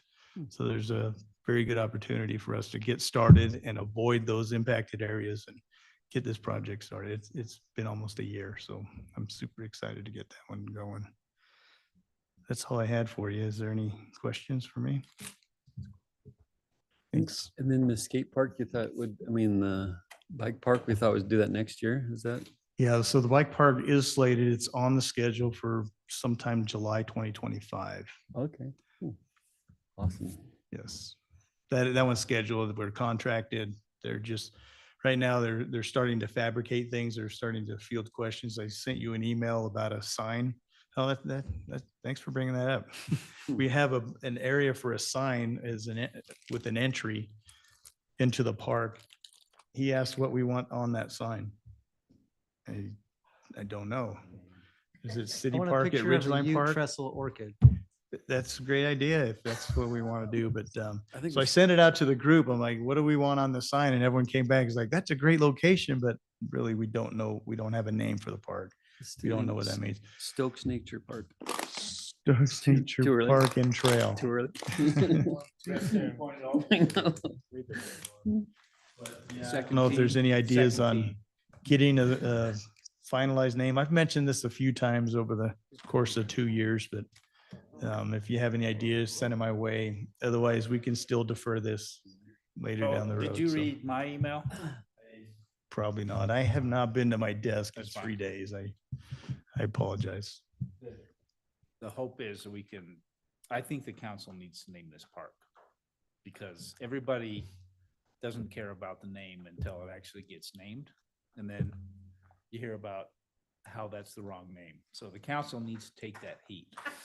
I'm sorry, that's what you signed up for. Hang on. After a Let's person, see. We it's fine. have Lowerson. We'll see what's Larson's, fine when you guys name it. But Man, the Swee specific man. question Swee man. is to ask is it Dalton? Dalton Vaughn. Yeah. yes. Can we give him a name on September 1st or whatever our next council meeting is? You know, I think the entry structure, I think we can easily just come back even 5 years from now and hang a new sign for the first Well, I sign. think that the bike park ought to be themed with Big Park. And so I'm thinking we need a name for the big park. Anyway, it's in the email. Do we need to set up like a formal agenda for that at a council meeting, or can we just do it informally? Okay, can we do it by vote, email? If naming to get on the sign is in critical path, we'll talk about Plan B. But I'm sorry, I think the council has to make this decision about a name. You said I've what- been through this before and it seems like such a no-brainer. Who cares? It's just the name of a park. Well, guess what? People care. It matters. So start thinking about a name. You said once that we name it after what used to be there. You ladies dresses park. Yeah. The forgotten pasture. Yeah, well, till they delist it. Thank you, Tom. Cheryl, what do you have for us? And Justin, I know I'm skipping you, but we'll get there. And the Mo Pavilion. All of you that indicated you'd like to go to the utility, so you can find confirmation that registration. We also have hotel backgrounds. As far as people going down.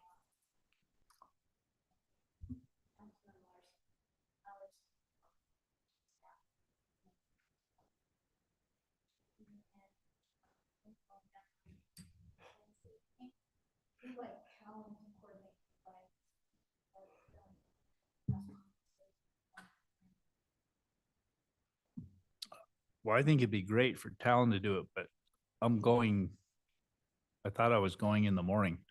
I only need the motel room for one night. For 12? Seriously? All right, I'll look. Again, all of those could be in there. And you don't, I'll have Tyler and Jeff on. Thanks. Thank you. Sorry if I screwed up. Taken, Charlotte. Right. Maybe.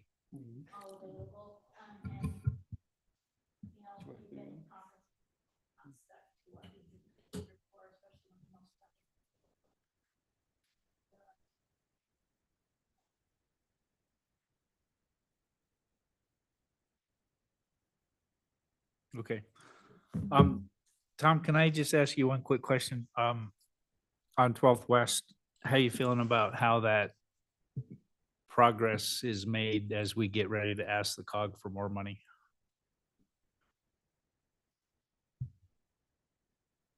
Being that we're not quite complete and we have Yeah. a presentation in October. We're gonna go ask for more money. There's no No, question we'll be about that. done. Okay. We'll be done this year. And in all reality, they have till October 15th. I'm just pushing them to try to get it open Okay. sooner. So no, we basically have a road. We could open it at any time. And then we'd have to just close it to do some of this work that's still remaining. There's a couple intersection tie-ins that there was a design bust on one of the canal culverts. And it's a big deal because now we have to remove that culvert, but to lower it, we need to lower the water line too. So getting an expert pipe crew right now is a little difficult. They've already moved on to another site, so getting them back is a little more difficult. So I get it, but I'm still trying to put the squeeze on them. So I'm Yeah. ready. I got a drone. We're gonna get some aerial photos. I'm gonna It's gonna be a grab fantastic Mayor presentation. Cox by the ear and make him go drive it. Have him tell us the traffic lanes aren't wide enough. Can I maybe amend my completion just for a second? Staff, and I've talked to Justin a little bit about this. I think you asked earlier tonight what the design speed and what the posted speed of that corridor would be. It's 40 miles an hour design, 35 mile an hour posted by this plan. We're thinking that we should maybe keep it at 25 for a little while longer until they punch that through up until Logan. I've squared this. I was worried what COG would say about it, so I called Jesse, and he's supported if there's an engineering reason or a safety reason, he support us and defend us if any of the mayors kind of raise the stink. But do you have any opposition to that? Leave it at 25. 25 until we punch through to 2200 South. I don't. I mean, the COG is gonna push. What? We're paying for a road you only go 25 miles an hour on, but we just explained when it's done. We'll bump it to Give us more money. Say stop driving. 35 and 40. I thought you said 40 and 45. It's 40 and 35. So 40 mile an hour design, 35. For the record, 2600 is the same from 12th West to the highway. So the safety thing he was asking for, saying it's too fast on 12th. It's the same on 2600 South. So you know we're getting engine brake issues because we have a 45 mile an hour speed limit south of 3200 on 12th. Did you know that? Yes. The residents are not happy. Well, They don't give us the rest of the money. Yeah. This is like designing roads and then taking fee and not designing, drawing a line on the map and then taking fee in lieu of. Let's do that. Let's make a big road plan. Okay, I'm sorry. I'll let you guys get out of here. Cheryl, did you have anything else? Justin, lay it on us. Just two really quick things. Moving parts from Chad and the company is put in. This could be a very. it looks epic. So, going to be pretty fantastic. And then Amy wanted me to tell you Aaron Kim got evaluation.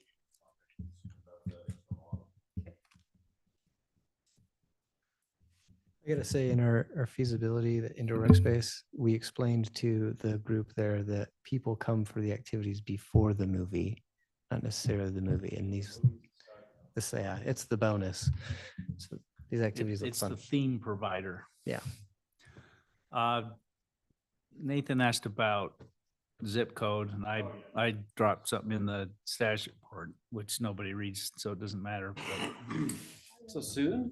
well, I mean, outside of this room. Maybe. Hey, thanks for hanging with us. That was fantastic. No, I have to kill that expectation. We need to send the status report. Yeah, no post office, sorry. I read your status report. I don't know. Huh? Was it in there? It wasn't that long. What? I reached out and spoke with the postmaster Logan. She said she was gonna pop on some stuff and back me. She hasn't, and I follow up. It's just still chill.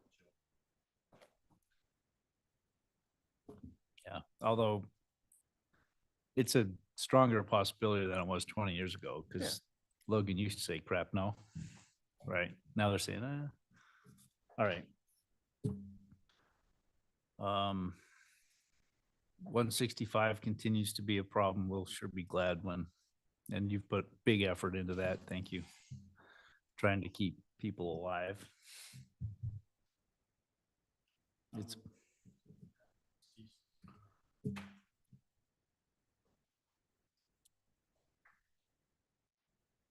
Yet they cost more. actually, it's the feds that cost more. The CMPO trades federal money to UDOT. They have $1 of federal money, and they essentially broker that to UDOT and get 80 cents from UDOT for UDOT to deal with the overhead of administering the federal projects. Right, Tom? Am I getting that right? It's about 80 cents on the dollar. So UDOT's a good deal compared to the feds. Okay, I think that's it. Nothing else? Thanks all. Good night.